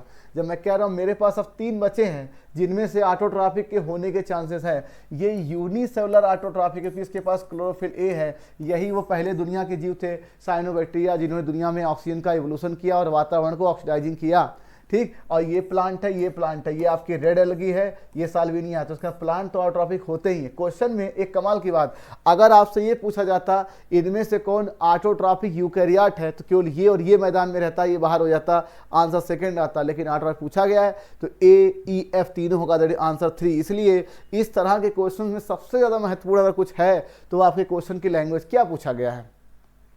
पूछते ऑटोट्रॉपिक प्रोकैरियोट तो आंसर 1 आता, ऑटोट्रॉपिक का आंसर 2 आता, ऑटोट्रॉपिक आंसर 3 आता। अगर पूछते हेटेरोट्रॉपिक तो केवल आंसर 1 आता, ये दोनों जीव ही नहीं है। और इसमें से पूछता इनमें से किसमें डीएनए आरएनए दोनों नहीं है, तो ये दोनों मैदान में आते। क्यों? इसमें आरएनए इसमें डीएनए है, दो नहीं है, ठीक है। तो सारा खेल आपके सेंटेंस का था। अब लिखा ये आपके 5 किंगडम को चार्ट बना है, उसी पर ये क्वेश्चन है। न्यूक्लियर मेम्ब्रेन जो होगी वो आपके किसमें होगी? यूकैरियोट्स में, और यूकैरियोट्स की शुरुआत प्रोटिस्टा से लेकर एनिमेलिया तक हो गई, तो ये तो अपने आप सही हो गया। फिर लिखा बॉडी ऑर्गेनाइजेशन में सेलुलर है और इसमें टिश्यू ऑर्गन, ये भी सही हो गया। आपसे बताया गया कि प्रोटिस्टा के कुछ मेंबर में सेल वॉल होता है, जैसे कि डायटम्स और जैसे कि आपके डायनोफ्लैजेलेट्स, ठीक। तो भाई साहब ये तो एब्सेंट वाली बात पूरी गलत है। क्या लिखा है किताब में? ध्यान से देखिए, लिखा है प्रेजेंट इन सम, ठीक, और इसमें प्रेजेंट होता है प्लांटी में, ठीक है। तो मेरा यही गलत है। और मोड ऑफ न्यूट्रिशन ये ऑटोट्रॉपिक हेटेरोट्रॉपिक दोनों, क्यों? आपके जितने प्रोटोजोवंस हो गए, स्लाइमोल्ट हो गए, हेटेरोट्रॉपिक हो गए, और ऑटोट्रॉपिक और काइसोफाइट डायनोफ्लैट, ठीक है। ऑटोट्रॉपिक प्लांट होता है। थर्ड आंसर लिखा हुआ है number of species of birds. आपसे बताया गया था जब लैटिट्यूडनल ग्रेडियंट की आप बात कर रहे थे, ये मेरा अर्थ है और ये इक्वेटर है। जैसे जैसे आप इक्वेटर से पोल की तरफ जाते हो, ये नॉर्थ और ये रहा साउथ, ठीक, ऐसे मैंने बना दिया, ठीक।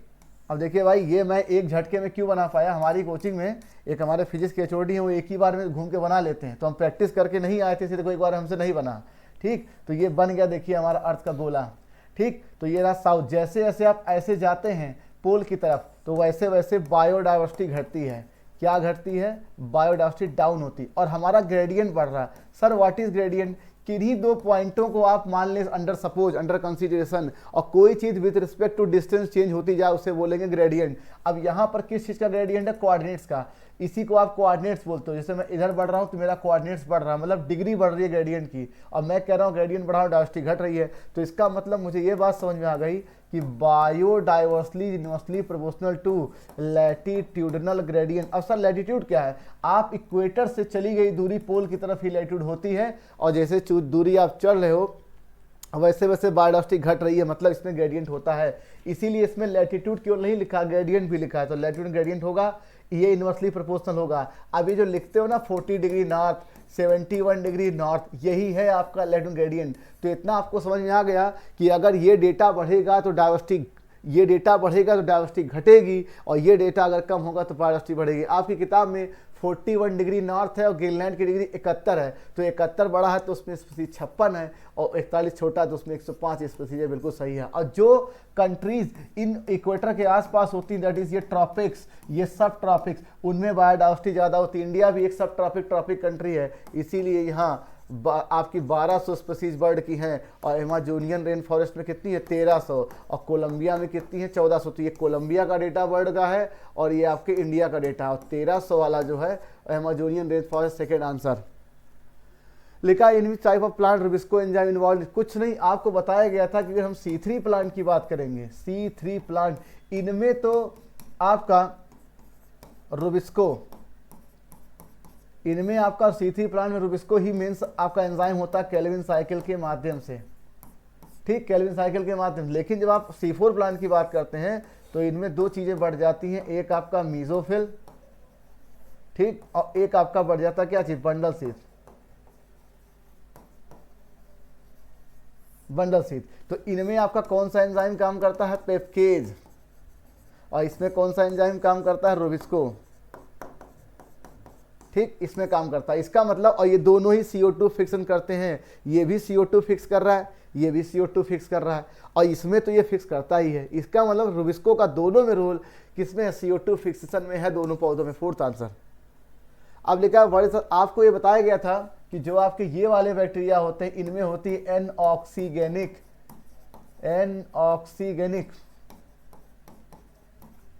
फोटोसिंथेसिस।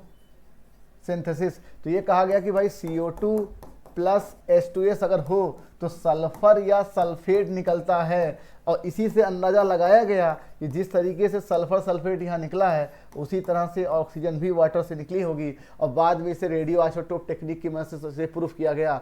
तो भाई इसमें क्या होगा? ऑक्सीजन, जैसे देखिए -2 से सल्फर गया 0, और यहाँ प्लस का 6 है भाई, तो ये ऑक्सीडेशन प्रोडक्ट है। तो ये दोनों होते हैं फोर्थ, और ये किसमें होता है? ग्रीन सल्फर पर। और ये भी एक प्रकार के ऑटोट्रॉफ है, ये भी एक प्रकार की फोटोसिंथेसिस एनऑक्सीगेनिक। Fourth answer. अब लिखा कुछ नहीं, ये जमाने से आप कक्षा 6 से पढ़ते आए, C6H12 6, तो क्या आंसर आ गया? XYZ 12 6 6, that is first answer. अब देखिए इस रिएक्शन को देखिए कि वाटर जो है आपका रिएक्टेंट प्रोडक्ट दोनों में है, रिएक्टेंट में ज़्यादा है, प्रोडक्ट में कम है। रेशियो पूछा जाएगा तो 2:1 निकालेंगे, और आपसे पूछेंगे कि इनमें से कौन सा प्रोडक्ट है जो केवल प्रोडक्ट है? ऑक्सीजन। और कौन सा प्रोडक्ट? ग्लूकोज। कौन सा रिएक्टेंट है? CO2 और वाटर।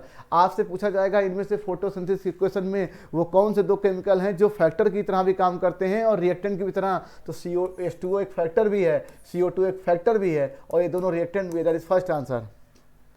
अब लिखा से the incorrect option of PCR। आपको मालूम है किसी जगह पर अगर हमें बहुत कम DNA मिल जाए और इस DNA को हम चाहते हैं इसकी कॉपी मल्टीपल बना लें, तो इसको करना पड़ेगा आपको इन विट्रो, क्या चीज़? DNA synthesis, in vitro synthesis of DNA, इसी का नाम है PCR।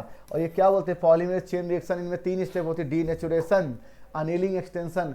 अब एक कमाल की बात है, ये सारे स्टेप 50 डिग्री के ऊपर चलते हैं, तो नॉर्मल एंजाइम जो हमारे शरीर में काम करता है वो इतने टेम्परेचर में काम करेगा नहीं।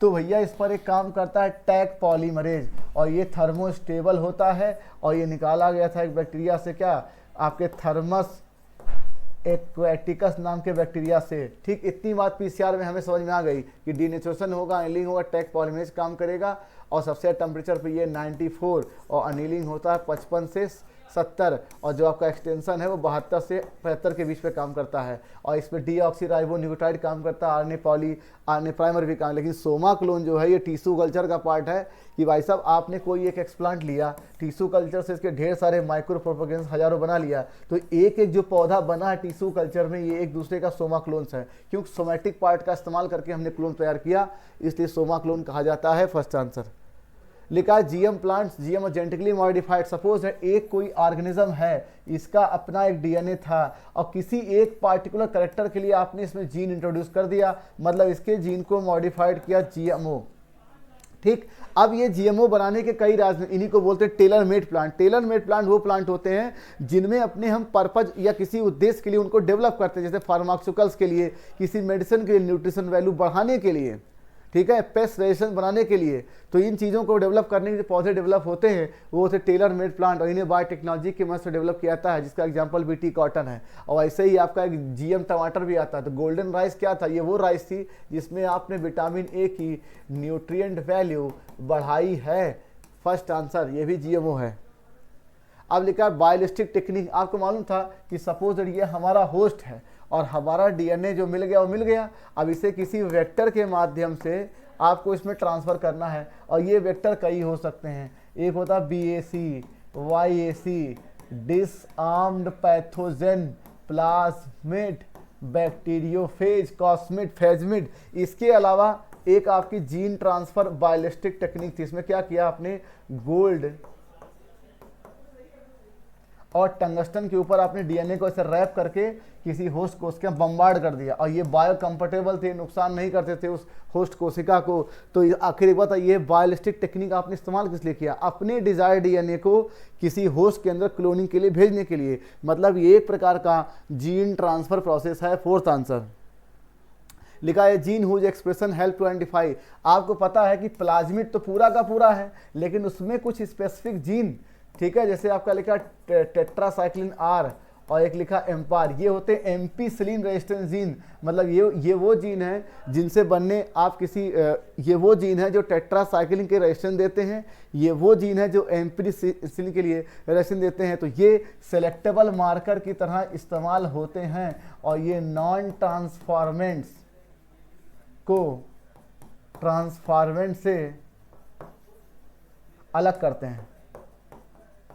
ठीक है, तो इसका मतलब यही वो जीन है एक जिसके एक्सप्रेशन से हम इस बात का आइडेंटिफाई करते हैं ट्रांसफॉर्म टू नॉन ट्रांसफॉर्मेंट। तो ये सेलेक्टेबल मार्कर होता है, ये एंटीबायोटिक नहीं, एंटीबायोटिक रेजिस्टेंट जीन होता है भाई। और प्लाज्मिड नहीं लेंगे, क्यों, प्लाज्मिड तो पूरा का पूरा है। और वेक्टर में कई चीज़ें हो सकती हैं, बैक्टीरियोफेज हो सकता है, प्लाज्मिड हो सकता है, YAC। और स्ट्रक्चरल जीन तो अलग चीज़ें जो कि आपने पढ़ा था, जो डीएनए का वो पार्ट जो बन जाए हमारे स्ट्रक्चरल जीन। फोर्थ आंसर लिखा है आप PBR के आपके स्ट्रक्चर को देखेंगे तो आपको हिंड थर्ड दिख जाएगा, CLA फर्स्ट दिख जाएगा, और यहाँ PBU फर्स्ट, PBU सेकेंड भी है, PST फर्स्ट, BAMH 1 और सेल 1, इतने दिख जाएंगे। CLA और EcoR फर्स्ट दिख जाएगा।